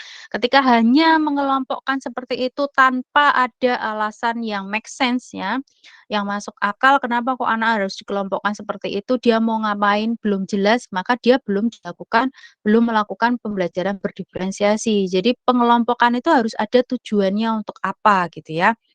Jadi di sini dikelompokkan sehingga anak-anak itu bisa mencapai tujuan belajarnya masing-masing. Kelompok A itu karena dia belum paham, maka tujuannya apa? Ya nggak mencapai tujuan yang kemarin, kita bisa remedial dulu nih gitu ya. Berbeda dengan anak yang hasil diagnosis kognitifnya sudah paham, maka nggak perlu nih prasyaratnya kita ulang gitu ya. Kita bisa next ke materi tujuan pembelajaran yang baru dan seterusnya. Sehingga treatment antar kelompok itu berbeda tergantung tujuan pembelajarannya masing-masing. Murid yang berkembang membutuhkan banyak instruksi langsung dan pendampingan, sedangkan murid yang kompetensi unggul belajar secara mandiri. Kalau produk akhirnya, kan di sini diarahkannya ke PJBL ya, tapi PJBL itu sebenarnya tidak melulu hasilnya berupa produk ya. Gitu. Nah, jadi kalau produk akhir itu selama proses pembelajaran itu hasil akhir yang akan ditampilkan anak itu bentuknya apa gitu ya. Misalkan dia pengen presentasi, oh dia pengen membuat pameran, oh dia pengen membuat miniatur misalkan dan seterusnya. Modifikasi konten berarti guru dapat memodifikasi konten pembelajarannya untuk setiap murid, tetapi sebelumnya guru harus menentukan konsep utama yang harus dikuasai itu sebenarnya apa, sehingga itu jadi standar untuk yang lain. Untuk yang belum paham, maka standarnya kan di rata-rata. Untuk yang sudah paham lebih, maka rata-ratanya pasti sudah paham ya, maka dia bisa pengayaan lebih dalam atau tujuan pembelajaran yang baru. Nah, kalau lingkungan belajar maka sekarang banyak kalau dulu duduknya rapi gitu ya. Kalau di sini di kurikulum Merdeka enggak, kadang ada kelompok-kelompok, ada yang letter U, ada yang per kelompok, ada yang melingkar dan seterusnya di kelas itu. Nah, pelaksanaannya kita bisa ambil alternatif ini, mulai dari alternatif yang ketiga itu asesmen dilakukan di awal pembelajaran, kemudian gurunya itu masih mengajar secara klasikal gitu ya, masih secara klasikal. Itu alternatif ketiga, karena ini di kurikulum Merdeka itu nggak bisa langsung dilepas nih Bapak Ibu, karena mereka Bapak Ibu guru itu juga berproses. Jadi mulai dari alternatif 3 itu nggak masalah. Lanjut ke alternatif kedua, sudah ada asesmen, sudah ada pengelompokannya. Jadi sudah dikelompokkan, diajar oleh guru yang sama atau bisa juga didampingi oleh asisten. Naik level lagi ke alternatif 1, tadi selain dia asesmen sudah dikelompokkan beberapa kelompok, diajar sesuai tujuan pembelajarannya masing-masing, dan juga ada program tambahan tadi. Untuk yang kurang itu mungkin ada tambahan, yang lebih itu mungkin ada pengayaan. Kita naik berjenjang, sekolah pun juga masih sama. Nah, contohnya nih, kalau di konten, materi yang akan diajarkan bagi peserta didik itu memerlukan bimbingan dapat mempelajari 3 hal terpenting terkait materi. Bagi siswa yang cukup mahir dapat mempelajari keseluruhan materi dan bagi peserta yang sudah sangat mahir dapat diberikan pengayaan. Itu dari segi konten. Dari segi proses, di sini bagi siswa yang membutuhkan bimbingan pendidik perlu mengajarkan secara langsung, jadi di direct learning ya untuk anak-anak itu. Bagi peserta yang sudah cukup mahir dapat diawali dengan modeling yang dikombinasi dengan kerja mandiri, jadi diberi pancingan kemudian kerja mandiri. Nah, kalau yang sudah sangat mahir maka dapat diberikan beberapa pemantik saja, kemudian mereka bekerja secara mandiri. Nah, kalau dari segi produk, contohnya peserta didik memerlukan bimbingan itu menjawab pertanyaan-pertanyaan tentang konten. Untuk anak yang cukup mahir itu membuat presentasi sederhana. Kemudian yang sangat mahir itu sudah membuat inovasi. Ya, ada proyeknya kalau dia menelaah permasalahan atau membuat inovasi produk dan seterusnya. Ini contoh yang kedua, nanti bisa dilihat. Ini persiapannya, membuat jadwal, melakukan identifikasi asesmennya. Tadi ya ada pertanyaan. Ini kemudian jawabannya itu untuk mengelompokkan. Ini prosesnya. Ini kita bagi sebenarnya pengelompokan itu tergantung kebutuhan Bapak Ibu guru ya. Tapi setidaknya kalau kita mau melihat itu ada 3 kelompok. Paham utuh, paham sebagian, dan tidak paham. Nah, 3 kelompok ini kemudian kita beri treatment yang berbeda. Nah, siswa dengan nilai rata-rata itu mengikuti pembelajaran sesuai dengan ATP-nya. Kalau siswa yang di bawah rata-rata itu mengikuti pembelajaran dengan diberikan pendampingan pada kompetensi yang belum terpenuhi. Karena prasyaratnya belum terpenuhi nih, maka dampingannya lebih banyak. Siswa yang nilainya di atas rata-rata mengikuti pembelajaran dengan pengayaan. Nah, kemudian prosesnya dilakukan. Misalkan di sini soalnya ini.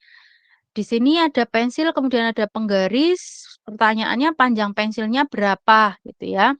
Tujuannya di sini adalah menjelaskan dan menentukan panjang, berat, waktu dalam satuan baku yang berkaitan dengan kehidupan sehari-hari. Prasyaratnya sebenarnya mereka sudah harus bisa mendeskripsikan dan menentukan hubungan antara satuan baku untuk panjang, berat, dan waktu yang umumnya. Nah, di sini ketika mereka menjawab A, B, dan C itu bisa menandakan sesuatu gitu ya.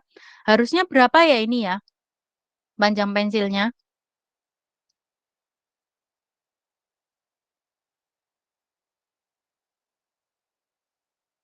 Ada 7 yang tahu? cm, Bu.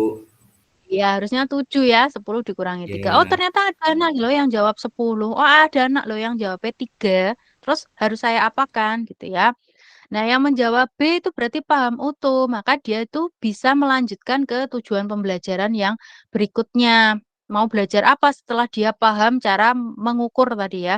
Kemudian kalau yang A itu paham sebagian, berarti kita perlu lakukan apa? Oh, ternyata dia perlu dilakukan remedial terlebih dahulu. Kalau udah kuat, baru lanjut ke tujuan pembelajaran. Yang C ini belum paham, belum bisa melihat nih cara membaca satuan dan seterusnya. Berarti kita lakukan apa? Oh, kita lakukan remedial, prasyaratnya kita cek, kita berikan apa ya, tambahan penjelasan mungkin yang sebelumnya dan seterusnya gitu ya. Nah, konklusinya bahwa asesmen diagnostik itu adalah asesmen yang kita lakukan pra pembelajaran. Jadi kalau di RPP atau di modul ajar itu tidak langsung ke pelaksanaannya ya, tapi ada penjelasan pra pembelajarannya yang dilakukan oleh Bapak Ibu guru itu apa, termasuk tindak lanjutnya itu seperti apa, instrumennya bagaimana, hasil akhirnya pengelompokannya akan seperti apa, rubriknya itu dijelaskan di dalam RPP atau modul ajar. Di sini untuk mengetahui kondisi, kemampuan, dan aspirasi murid sebagai bahan untuk mendesain, memandu, dan memperbaiki pembelajaran. Hasil asesmennya itu digunakan sebagai pijakan kita dalam menentukan topik pilihan, aktivitas, jadwal kegiatan, dan sumber belajar yang relevan dengan murid kita, topiknya yang diminati apa, prosesnya, apakah ada yang lambat, apakah ada yang cepat, aktivitasnya, apakah ada yang senang bergerak, apakah ada yang suka melihat video, dan seterusnya. Nah, kalau kita lihat pembelajaran berdiferensiasi, berarti ini personalisasi belajar ya, Bu. Jadi kita memfasilitasi 30 anak di kelas itu berbeda-beda. Sebenarnya enggak ya. Jadi personalisasi belajar itu dalam rangka membuat siswa itu merasa bahwa dia itu menjadi bagian di dalam proses pembelajaran. Jadi mereka itu berdaya untuk menentukan pendapatnya itu dipakai. Jadi dia mau belajar apa, mau belajar bagaimana caranya, hasilnya mau seperti apa itu mereka merasa dipahami gitu ya. Sehingga harapannya mereka akan lebih bersemangat dan percaya diri mengatur proses belajarnya. Bukan berarti kita memenuhi semua permintaan dari seluruh murid tadi. Jadi kita wadahi. Jadi apa yang mudah bagi guru? Oh, saya baru bisa mampunya 2 kelompok saja, Bu. Nggak apa-apa. Karena sesuai kebutuhan, sesuai kemampuan dari Bapak Ibu guru. Jadi sifatnya kita mencoba gitu ya. Tadi dikelompokkan 3 setidaknya ya, paham utuh, paham sebagian, dan tidak paham itu sudah lumayan lah. Personalisasi belajar itu upaya kita sebagai guru mendengar dan memahami murid kita dengan pikiran terbuka hingga terpantik cara yang lebih relevan dengan kemampuan, kondisi, dan aspirasi murid kita. Jadi kita belajar untuk mendengarkan anak-anak kita belajar untuk memahami anak-anak kita berpikiran terbuka dulu sehingga nanti akan lahir cara-cara baru sehingga kita bisa memfasilitasi belajar mereka dengan lebih baik lagi. Sekian dari saya, mohon maaf. Wassalamualaikum warahmatullahi wabarakatuh. Saya kembalikan ke Mas Nur Rahman. Terima kasih. Iya, sama-sama Bu. Terima kasih kepada Bu Nurina Happy. Kita berikan apresiasi terlebih dahulu.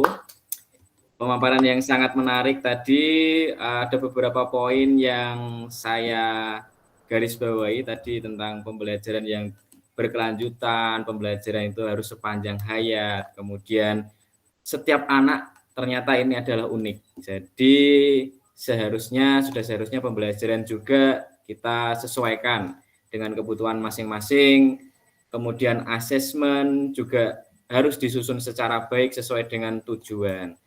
Kemudian ada 2 pembelajaran yang sudah dipaparkan oleh Bu Nurina Happy tentang teaching at the right level dan berdiferensiasi. Ya, ini sama-sama berangkat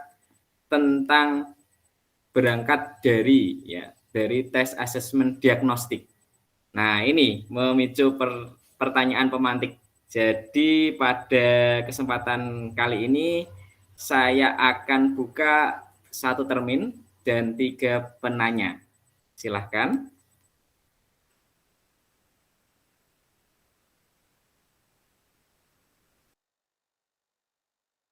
Ya, Saudara Zakiatul, Saudara Lailatul, satunya. Satu lagi. Apa langsung bertanya dulu ya? Nanti sembari menunggu 1 penanya. Ya, silakan Saudara Zakiatul terlebih dahulu. Waktu dan kesempatan saya berikan. Baik, Ibu mohon izin bertanya. Tadi sudah disampaikan kalau sekarang tidak ada lagi asesmen diagnostik, adanya asesmen awal kayak gitu ya. Tadi juga sudah disampaikan di diferensiasi itu ada konten, proses, dan produk. Yang mau saya tanyakan, apakah setiap kali pembelajaran, ketiga unsur tersebut harus dimasukkan dalam diferensiasi? Apakah kita boleh hanya diferensiasi produknya saja, misalkan seperti itu? Begitu Ibu yang saya tanyakan. Terima kasih. Ya, pertanyaan yang cukup baik tadi ya disampaikan oleh Saudara Zakiatul. Untuk pertanyaan selanjutnya, Saudara Lailatul.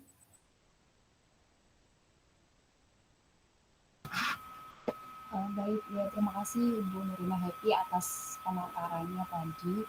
Yang ingin saya tanyakan, biasanya kita kalau belajar seperti ini tentang suatu pembelajaran atau model pembelajaran dengan gambaran yang umum seperti ini tuh nyambung, oh iya jadi seperti ini ya, oh seperti ini. Cuma ketika kita harus menyusun perangkat pembelajaran seperti itu, nah kita bingung lagi itu Bu, nanti ada problem lagi. Oh ini harusnya gimana ya? Padahal kita tahu dasar dari model pembelajaran itu seperti ini, tujuannya ingin seperti ini. Seperti yang masih saya bingungkan adalah untuk pembelajaran THR sendiri, Ibu, nantinya itu kan pembelajaran yang tujuannya itu membagi siswa sesuai dengan fasenya, sesuai dengan kemampuannya seperti itu. Tapi kan di lapangan kita di sekolah itu kan siswa sudah dikelompokkan per kelas yang artinya berarti nanti di dalam kelas akan ada beberapa kelompok siswa dengan kemampuan yang berbeda. Nah, berarti kan kita nanti sebagai guru akan merancang beberapa aktivitas pembelajaran yang berbeda seperti itu ya Bu, kalau menggunakan pendekatan TARL. Nah, nantinya jika itu dituangkan dalam modul ajar itu bentuknya akan seperti apa modul ajarnya Ibu? Apakah nanti kita harus membagi aktivitasnya yang berbeda atau LKPD-nya yang berbeda atau soalnya apakah jika hanya asesmennya saja di akhir misalnya asesmen sumatif yang berbeda itu sudah sudah bisa dikatakan sebagai pembelajaran TARL. Begitu Ibu kurang lebih. Ya, ada yang lain lagi? Apa kita cukupkan terlebih dahulu, nanti kita buka sesi termin kedua? Begitu ya Ibu ya? Soalnya ini sepertinya mahasiswa-mahasiswa dan Bapak Ibu guru sangat bersemangat dalam menggali ilmu tentang TARL dan berdiferensiasi. Ya, untuk pertanyaan yang pertama tadi, apakah proses berdiferensiasi harus keempat-empatnya itu dilakukan ya, dari produk, konten, kemudian lingkungan, dan ini ya Bu, proses ya. Kemudian untuk yang pertanyaan kedua adalah pembelajaran TRL merancang aktivitas yang berbeda-beda, modul ajarnya bagaimana? Apakah asesmennya juga berbeda atau bagaimana? Monggo bisa dijawab langsung oleh Bu Nurina Happy. Waktu dan tempat saya persilahkan. Baik, terima kasih Mas Dohman. Saya jawab dari pertanyaan Bu Zakiatul dulu ya. Tadi apakah dalam satu kali pembelajaran, proses pembelajaran, katakanlah ketika kita membuat RPP 1 pertemuan, apakah harus muncul keempat-empatnya, diferensiasi proses, produk, konten, dan lingkungan belajar? Enggak, Ibu, tidak. Tapi memang yang dicontohkan oleh pemerintah itu kebanyakan langsung ketiga-tiganya. Contoh ketiga-tiganya karena pakainya Mercy Notlun ya. Kalau lingkungan itu kan istilahnya ditatanya seperti apa itu sudah diferensiasi beda dengan sebelumnya. Yang tiga-tiganya muncul misalkan sebelum pembelajaran, di pra pembelajaran itu kan dilakukan asesmen awal pembelajaran. Dari sana kita tahu kemampuan prasyarat anak itu seperti apa. Oh, ternyata 40% belum paham. 40% sudah paham, 60% belum paham gitu ya. Berarti ini kita kan ada 2 kelompok nih. Kalau tadi di contoh saya ada 3 kelompok, sekarang ada 2 kelompok, 40 dan 60. Maka 40 dan 60 ini bisa kita buat ajak mereka untuk tujuan pembelajarannya itu kita bedakan. Kita bedakan. Yang belum paham tujuannya apa dulu? Oh, berarti yang memahami dulu. Paham dulu nih konsepnya dipahami dulu. Yang sudah paham karena sudah paham konsep kan nggak perlu mengulang lagi. Maka di bagian tujuan pembelajaran saat dia mau belajar nanti dia mau dapat apa lagi? Kita diskusi dengan anak. Kamu pengen belajar apa, Nak? Nah, kita ajak ngomong nih. Maka ada 2 kelompok dengan tujuan pembelajaran yang berbeda. Kegiatannya sama apa enggak? Jelas beda dong, tujuannya kan beda. Evaluasinya gimana di akhir? Ya bisa disamakan karena tujuannya kan kita mau mencapai tujuan pembelajaran A. Cuma yang kelompok 40 ini tadi sudah A itu sudah lewat, sedangkan yang kelompok yang kedua yang 60% tadi itu belum masuk ke garis start-nya, karena prasyaratnya aja belum masuk kok, ya kan. Dia belum berdiri di garis start bareng seperti yang lain, maka dia harus memahami yang prasyaratnya dulu. Maka di dalam proses pembelajarannya tidak akan sama, tapi di garis finishnya akan sama. Misalkan, contohnya itu, apa ya, memahami, bangun datar katakanlah. Anak itu sudah ada yang paham, oh bentuk ini itu persegi, oh bentuk ini tuh jajar genjang, oh ini trapesium. Tapi ada anak yang, ini apa sih namanya saya belum tahu. Bisa nggak disamakan? Nggak bisa. Maka dari awal tujuan pembelajarannya dibedakan. Ada anak yang harus paham dulu nih. Oh, persegi itu ini. Oh, jajar genjang tuh ini.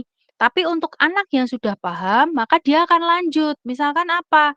Oh, apa ya, karakteristiknya persegi. Dia tak tahu nama, tapi tidak tahu sifat-sifatnya. Misalkan hari itu mau belajar sifat-sifatnya, maka dia bisa langsung belajar ke sifatnya. Atau belajar ke mencari kelilingnya atau belajar ke mencari luasnya. Sedangkan anak-anak yang belum tahu bedanya ini, belum tahu, oh ini namanya jajar genjang, oh ini namanya belah ketupat, dia harus tahu dulu kan. Maka kita berikan tujuan pembelajaran yang berbeda saat itu. Karena tujuan pembelajarannya berbeda, maka proses belajarnya pasti berbeda. Si anak ini tadi yang sudah paham bedanya, mungkin untuk mencari keliling dia akan melakukan percobaan dengan katakanlah mencari benda, kemudian mengukur pakai tali, kemudian mengukur pakai penggaris, panjangnya berapa. Oh, ini loh yang namanya kelilingnya, Nak, misalkan seperti itu.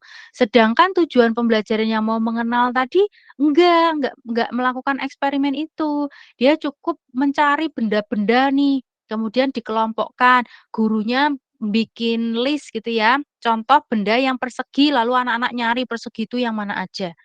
Yang belah ketupat tuh yang kayak gini, oh nyari coba benda di sekitarmu yang bentuknya belah ketupat untuk bisa membedakan dulu antara persegi dengan belah ketupat. Kegiatannya berbeda, prosesnya berbeda, kontennya berbeda, produk akhirnya.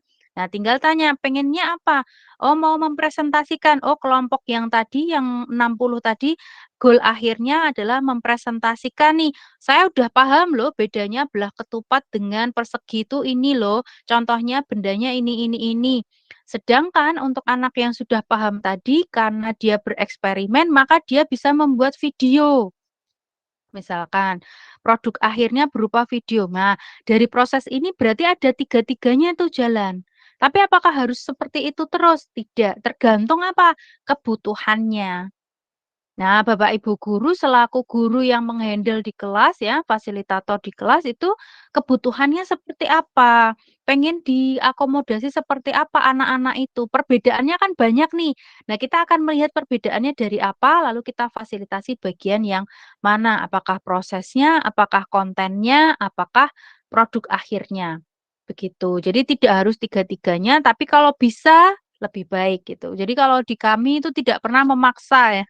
Tidak pernah memaksa karena guru nanti bisa burn out kalau dipaksa. Jadi kita belajar pelan-pelan, rasakan dulu, oh diferensiasi proses itu yang seperti apa sih? Diferensiasi konten yang seperti apa? Oh, saya kombinasikan deh 2 dulu, sudah mahir baru 3. Gitu ya. Itu untuk jawaban Bu Zakia, semoga bisa membantu. Lalu untuk Bu Lailatul tadi, di modul ajarnya dan RPP-nya gimana, Bu? Anaknya 30, apa saya harus membuat, modul ajarnya 30, buat satu modul ajar aja saya mengkis-mengkis gitu ya? Enggak, Bu Lailatul ya. Jadi di modul ajar bikin satu aja, tapi di situ sudah memunculkan karakteristik yang mau diakomodasi. Maka tadi saya katakan sebelum menjelaskan proses pembelajaran, harus menjelaskan proses pra pembelajarannya dulu. Asesmen diagnostiknya apa, mau melihat apa, mau mengukur apa, rubriknya seperti apa, lalu kita akan mengelompokkannya seperti apa, apakah 3 kelompok, apakah 2 kelompok, pasti kan kita sudah punya acuannya. Misalkan tadi, oh di pelajaran apa ya, bangun ruang ini, saya mau mengakomodasi learning modalities-nya anak-anak nih. Nah, maka kan instrumennya untuk mengukur learning modalities-nya itu tadi, rubriknya apa? Ya ahlinya siapa? Punya nggak ininya, rubrik untuk mengukur learning modalities-nya? Sudah dapat lalu kan dikelompokkan, oh ternyata ada 3 nih, visual, audio, kinestetik. Berarti nanti kita bisa masukkan anak siapa saja nih yang modalities-nya kinestetik, yang modalities-nya visual, modalities-nya audio gitu ya. Lalu kita mau apakan? Oh, ternyata ketika mau belajar bangun ruang, itu nanti kita akan memfasilitasi anak-anak produk akhirnya itu ada yang harus bikin video, ada harus yang bikin misalkan drama tentang bangun ruang, ada yang bikin apalah, itu untuk produknya. Maka setelah pra-pelajaran tadi ada proses pembelajaran. Nah, diferensiasinya di mana? Dijelaskan di situ. Misalkan anak-anak biasanya apa ya, siswa memahami materi katakanlah seperti itu ya, memahami materinya tuh apakah dibedakan caranya, prosesnya.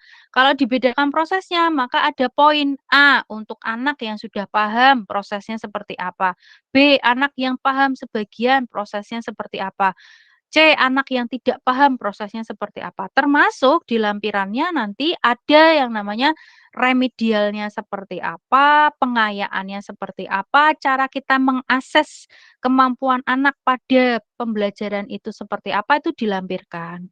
Begitu. Jadi tidak perlu membuat banyak, tetapi di dalam satu modul ajar itu ada penjelasannya untuk masing-masing pengelompokan tadi, treatment-nya seperti apa. Kalau diferensiasi produk ya jelaskan, oh anak dengan visual, misalkan ini saya tampilkan ya contohnya ya.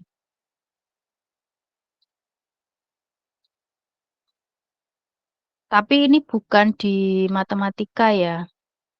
Misalkan di sini kalau sudah kelihatan ya, di sini dibedakan berdasarkan minat. tujuannya adalah anak-anak itu diminta untuk membuat website karena ini IT ya. Kemudian kita kelompokkannya berdasarkan apa? Oh, waktu membuat website itu saya ingin sebagai guru ya, saya ingin melihat dari segi minatnya. Oh, ternyata setelah saya bikin angket atau mengajukan pertanyaan gitu ya, terkumpullah 3 kelompok ini, anak yang suka art, anak yang suka sains, anak yang sedang minat di games dan teknologi. Maka ketika saya mau mendiferensiasi produk untuk membuat website, itu anak-anak diminta membuat website berdasarkan peminatannya. Untuk yang suka art, maka websitenya isinya nanti tentang art dan sejarahnya. Yang sains nanti isinya websitenya tentang tokoh ilmuwan sains, fenomena alam, dan teori alam. Untuk games, maka ada tentang games-games edukatif, sejarahnya, perkembangan teknologinya, dan seterusnya. Ini sudah diferensiasi dari segi produk berdasarkan minat anak-anak. Berarti kan nanti di modul ajarnya bagaimana? Kita buat instrumen untuk bertanya ini, kesukaannya lalu kita kelompokkan. Anak yang dengan kesukaan ini kemungkinannya ya, karena kan dibuatnya sebelum ya. Atau bisa juga pra pembelajaran dilakukan dulu, karena biasanya ngobrol-ngobrolnya itu kan sebelum pembelajaran dimulai. Misalkan hari ini saya sudah selesai satu tujuan pembelajaran, next besok kan mau tujuan pembelajaran baru. Maka sebelum merencanakan tujuan pembelajaran yang baru itu saya ngajak ngobrol dulu anak-anak. Nak, bosen nggak sih pembelajaran hari ini? Dari kemarin kita diskusi terus ya, diskusi kelompok. Besok masih mau diskusi kelompok apa kita mau nyoba pelajaran yang baru? Mereka akan ngomong, pengennya apa? Nah, kepengen apanya itu kita tampung. Apakah semua bisa? Kalau nggak bisa ya beberapa yang kita tampung gitu ya untuk next pembelajarannya. Kemudian ini dari kesiapan belajar tadi ya, yang belum paham, paham sebagian dan paham utuh itu prosesnya yang berbeda. Mungkin yang belum paham diulang lagi rekamannya, kalau yang sudah paham ya langsung ya ke pembelajaran yang baru. Dari profil pelajarnya, dari segi produk, misalkan tadi anak visual, audio, kinestetik, hasil akhirnya sesuai dengan modalitasnya. Apakah dia mau bikin video, bikin poster, bikin apa namanya, vlog gitu ya, atau seperti apa. Ini akan muncul di modul ajarnya. Jadi ketika kita mau mengakomodasi ini learning modalities-nya, maka anak dengan visual akan mempelajari dengan sumber belajar ini, goal akhirnya akan membuat ini.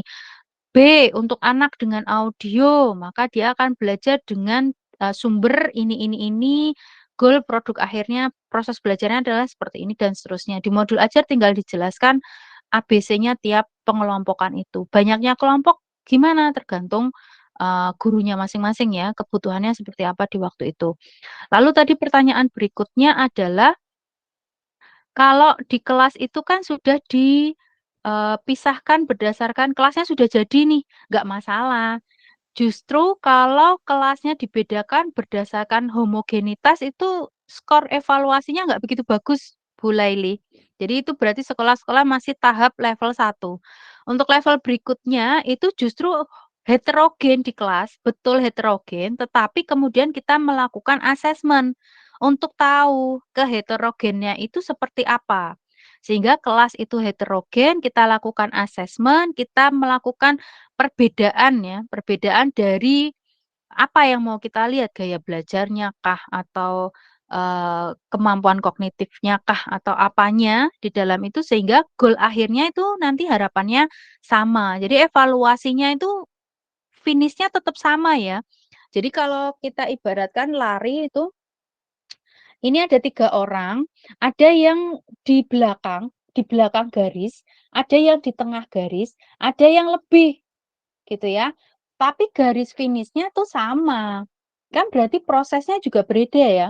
Jadi anak yang lebih itu nanti akan mendapatkan pengetahuan yang lebih mendalam karena dia mungkin dapat soal yang hot, mungkin dia dapat proyek baru yang masih berhubungan dengan materi. Misalkan dia sudah bisa nih memahami bangun ruang, sudah tahu cara ngukur volume, sudah tahu cara membuktikan volume dan seterusnya. Lalu anak-anak ini belajar apa? Bikin proyek. Kalau tahun 2013-14 yang saya lakukan, berikan proyek anak-anak itu membuat diorama.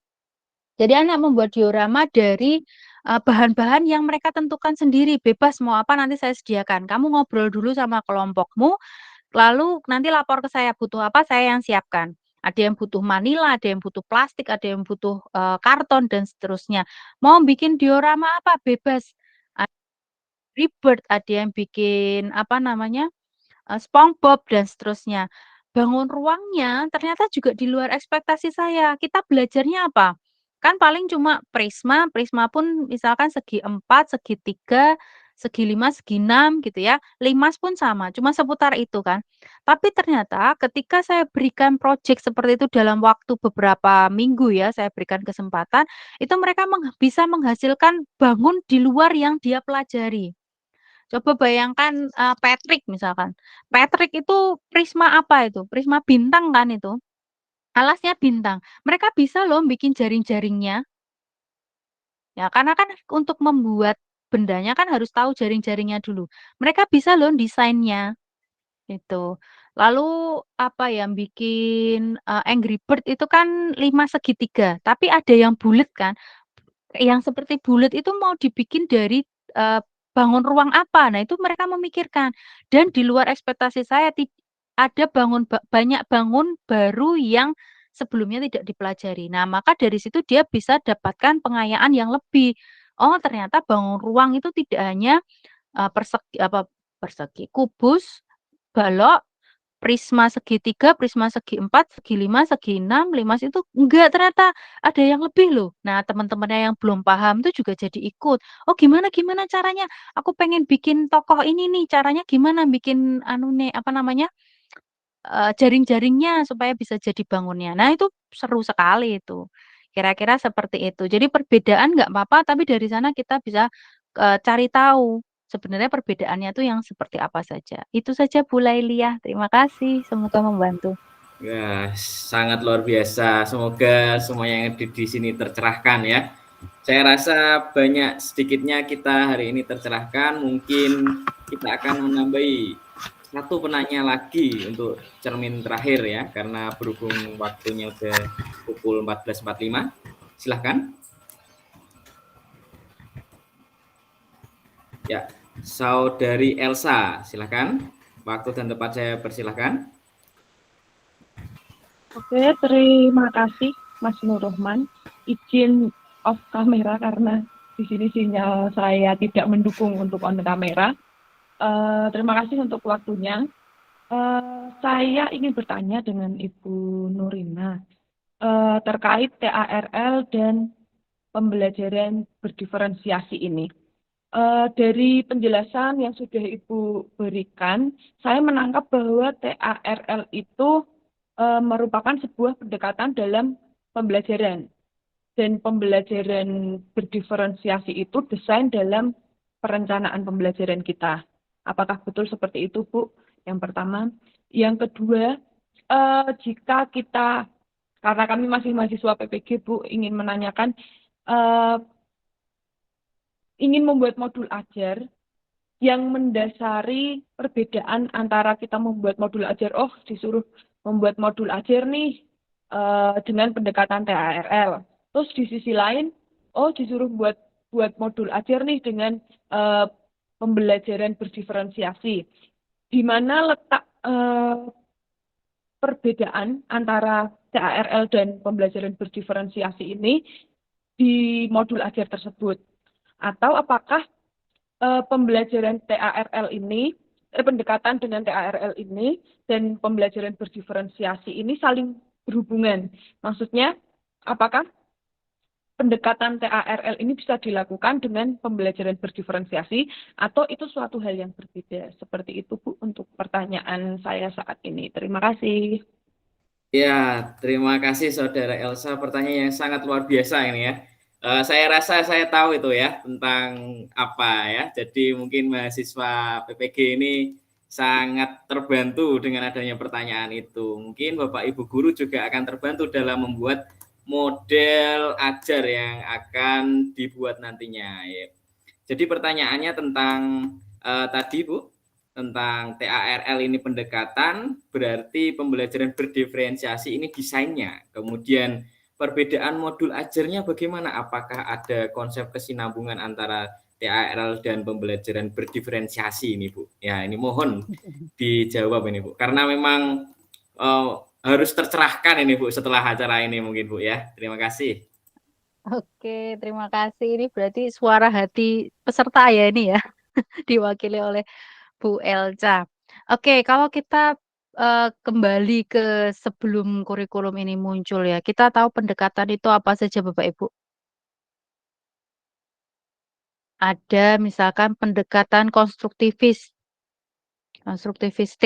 ada pendekatan kontekstual ya yang booming akhir-akhir itu kan dua itu ya, konstruktivis dan pendekatan kontekstual. Pendekatan kontekstual dan pendekatan konstruktivis itu apakah bisa langsung kita lakukan di kelas? Pendekatan saintifik bisa langsung diimplementasikan mentah-mentah ibaratnya ya, langsung di kelas di RPP? Enggak ya, kita butuh Tidak. apa?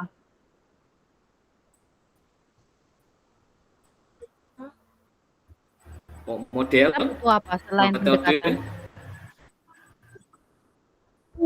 Ya, ketika merancang suatu pembelajaran konstruktivis, kita butuh tahu nih model-model yang berdasarkan atau apa ya, memiliki asas konstruktivis itu yang mana aja.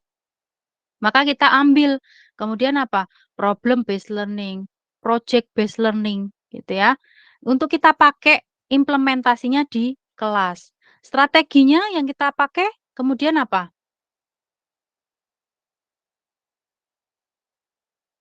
Kalau kita mau menggunakan pendekatan konstruktivis tadi, strategi yang cocok apa? Apakah dengan kita guru mendominasi konstruktivisnya jalan? Enggak. Kenapa? Karena pendekatan konstruktivis itu kan berpaham dari paham konstruktivisme. Jadi pengetahuan itu dibangun oleh anak-anak sendiri, bukan dari guru. Jadi ilmu itu tidak ditransfer, tapi dibangun di dalam otak anak-anak gitu kan. Nah, maka kalau kemudian kita memilih pendekatan konstruktivis, lalu kita masih melakukan ceramah, kita sebagai guru masih mendominasi, maka itu terjadi nggak pendekatan konstruktivis Tidak, itu? Ibu. Enggak. Nah, supaya terjadi, maka kita butuh yang lain. Apa? Oh, kita praktekkan dengan menggunakan problem based learning nih. Anak-anak cuma saya kasih pancingan suatu masalah, silahkan nih masalahnya yang ill structure, nggak jelas. Terjemahkan dulu masalahnya seperti apa, pengennya apa, buat strategi dengan teman-temanmu, laksanakan strategimu. Di sela-sela itu kita sebagai guru, sebagai fasilitator ngecek. Sudah sesuai track atau belum? Oh, belum sesuai track. Berarti kita berikan pancingan lagi. Kita berikan pemantik lagi. Oh, sampai on the track, sampai di akhir tujuan pembelajarannya bisa tercapai. Dia paham materinya. Katakanlah seperti itu. Sama seperti TARL dan pembelajaran berdiferensiasi ini. TARL itu adalah suatu pendekatan dengan paham bahwa anak-anak itu tidak belajar berdasarkan kelas, tetapi kita memandang anak itu unik sehingga dia punya kebutuhan yang berbeda termasuk dalam belajar. Kita tidak bisa membatasi anak-anak dari kelas-kelas. Bisa jadi anak itu mempelajari tujuan pembelajaran A itu tidak cukup hanya 1 tahun. Dia butuh 2 tahun karena dia pemahamannya lambat. Dia butuh waktu proses belajar yang lebih panjang daripada temannya. Maka dari TARL ini memberikan kesempatan anak itu belajar itu tidak berdasarkan kelas tapi sesuai pemahamannya. Kalau dia itu belum paham materi prasyaratnya, ya jangan ditabrak ke tujuan pembelajaran yang lebih susah, apalagi matematika. Syaratnya belum bisa, misalnya penjumlahan belum lancar, oh gurunya ngebut mau ke perkalian pembagian. Pusing anaknya, gitu ya. Jadi kalau anaknya belum paham penjumlahan, padahal seharusnya kita mau belajar perkalian, maka penjumlahannya ini dikuatkan dulu. entah di dalam kelas atau program di luar kelas, atau tadi dikatakan pelajaran tambahan gitu ya. Supaya anak paham dulu prasyaratnya baru mencapai tujuan. Jadi dia nggak harus belajar hal yang sama dengan teman-temannya. Jadi ibaratnya kita datang ke kelas, kalau dulu kita sebagai guru kita membuat RPP untuk 30 anak sama, LKS-nya sama, soalnya sama dan seterusnya gitu ya. Kita tinggal yang penting jalan sesuai RPP lancar jaya. Sekarang enggak. Ya, sebelum membuat RPP kita harus sudah ngobrol dulu dengan anak-anak kita. Kita sudah tahu dulu karakteristik anak-anak kita, baru kita membuat RPP-nya, baru kita membuat modul ajarnya. Kita mau memfasilitasi seperti apa di sekolah di kelas itu, gitu ya. Oh, anak A itu belum bisa kalau mau tujuan pembelajaran 2, satunya harus dikuatin dulu. Oke, saya mau apain nih anak-anak dengan ciri-ciri seperti ini. Oh, ada anak yang tujuan 1 udah selesai nih. Oh, berarti next saya pengen apa? Dan seterusnya ya, itu TARL. Jadi sesuai kemampuannya anak-anak itu. Kemudian pembelajaran berdiferensiasi itu apa? Strateginya. Kalau mau melakukan TARL itu, salah satu strategi yang bisa Bapak Ibu lakukan adalah dengan menerapkan pembelajaran berdiferensiasi. Cek dulu asesmen diagnostiknya anak-anak kemampuannya seperti apa. Baru mau kita apakan perbedaannya. Apakah prosesnya yang kita bedakan, apakah kontennya yang kita bedakan, atau produknya yang mau kita bedakan. Oh, anak-anak itu learning modalities-nya berbeda, maka sumber belajarnya juga saya harus menyediakan berbeda. Nggak mungkin saya berikan ceramah doang. Anak-anak kinestetik nggak puas nih learning modalities-nya kalau kita cuma ceramah. Oh, maka kita perlu dalam satu kegiatan pembelajaran itu ada fasilitas anak-anak itu menggerakkan tubuhnya supaya learning modalities-nya itu termanfaatkan ya, terakomodasi. Oh, kalau cuman ngomong, terus anak-anak yang seneng melihat gambar tuh nggak puas nih, maka sumber belajarnya saya bikin video nih yang menarik, pakai Canva, pakai yang lain, pakai komik dan seterusnya. Kita fasilitasi perbedaan itu. Itu mungkin apakah sudah tercerahkan gambarannya? Ya, mungkin bagaimana, Elsa? Oke, baik Oh, silahkan. Bu Norina, saya sedikit tercerahkan dengan TARL dan pembelajaran berdiferensiasi ini. Mungkin strategi lain yang bisa diterapkan untuk TARL ini mungkin selain pembelajaran berdiferensiasi, ada apa saja ya Bu?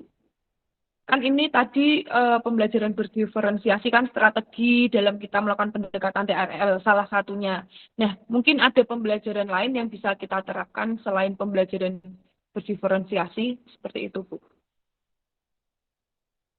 Oke, karena ini masih sesuatu yang baru, yang masih ditonjolkan memang yang kita temukan ya baru pembelajaran berdiferensiasi ini, nggih.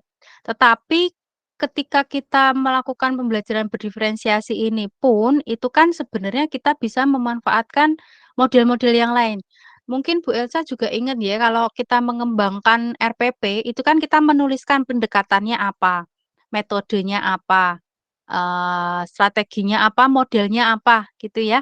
Jadi ketika melaksanakan pembelajaran berdiferensiasi pun, kita juga masih menggunakan model-model pembelajaran yang lain.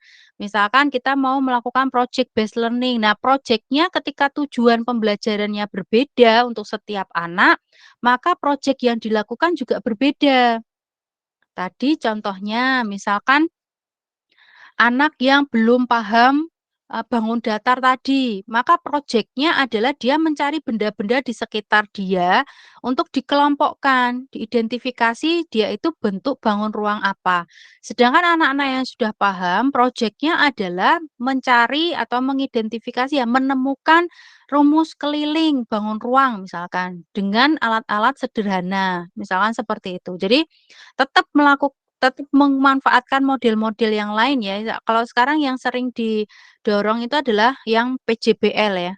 Nah, PJBL pembelajaran project itu tidak hanya di penguatan profil pelajar Pancasila, tetapi di kegiatan intra Bapak Ibu guru juga perlu melakukan project. Nah, ketika melakukan project, harapannya itu bisa lintas tujuan pembelajaran, lintas topik, lintas materi, lintas mata pelajaran, sehingga itu harus koordinasi dengan Bapak Ibu yang pengampu mata pelajaran yang lain sehingga proyeknya bisa lebih bermakna.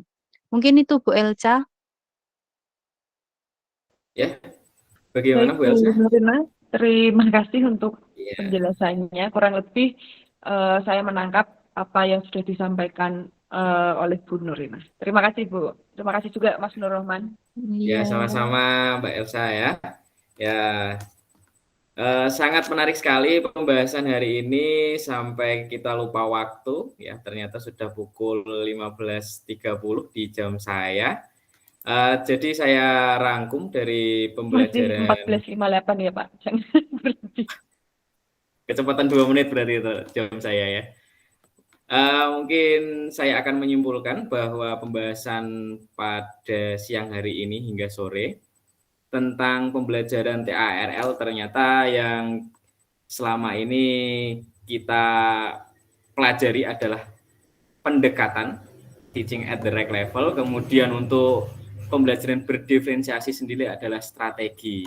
Jadi dalam kurikulum terbaru kita dituntut untuk menerapkan model-model terbaru tersebut untuk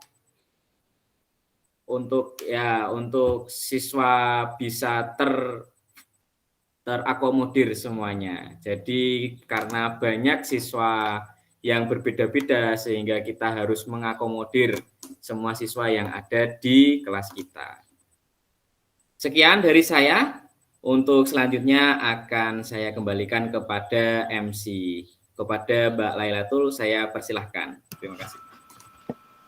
Ya, terima kasih disampaikan kepada Mas Nur Rahman dan juga Ibu Nurina Hidit tentunya.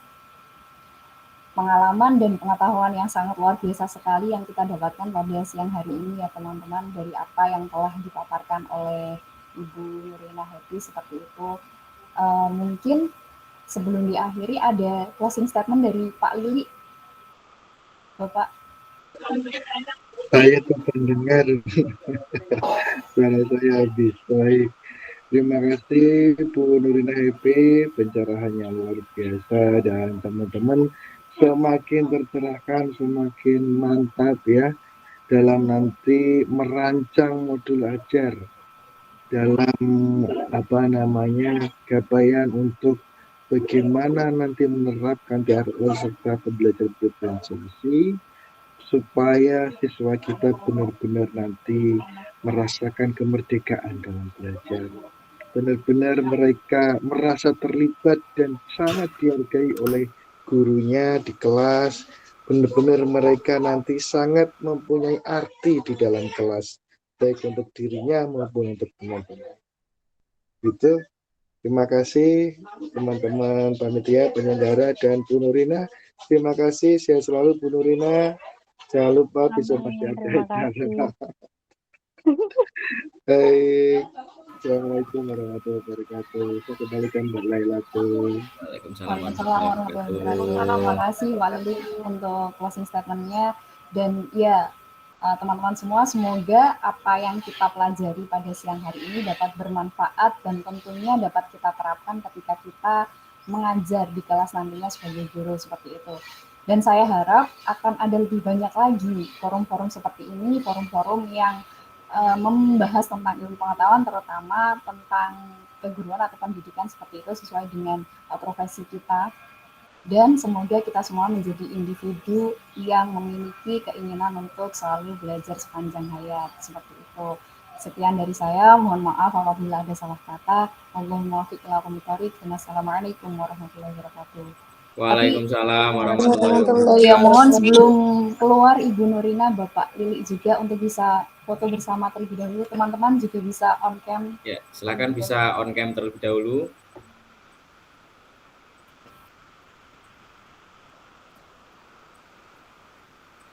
Untuk foto biar dipandu Mas Nur Rahman ya.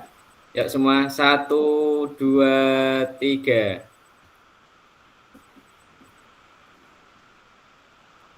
Ya sudah. Sekali lagi, kayak bebas. Ini boleh gini, boleh yuk.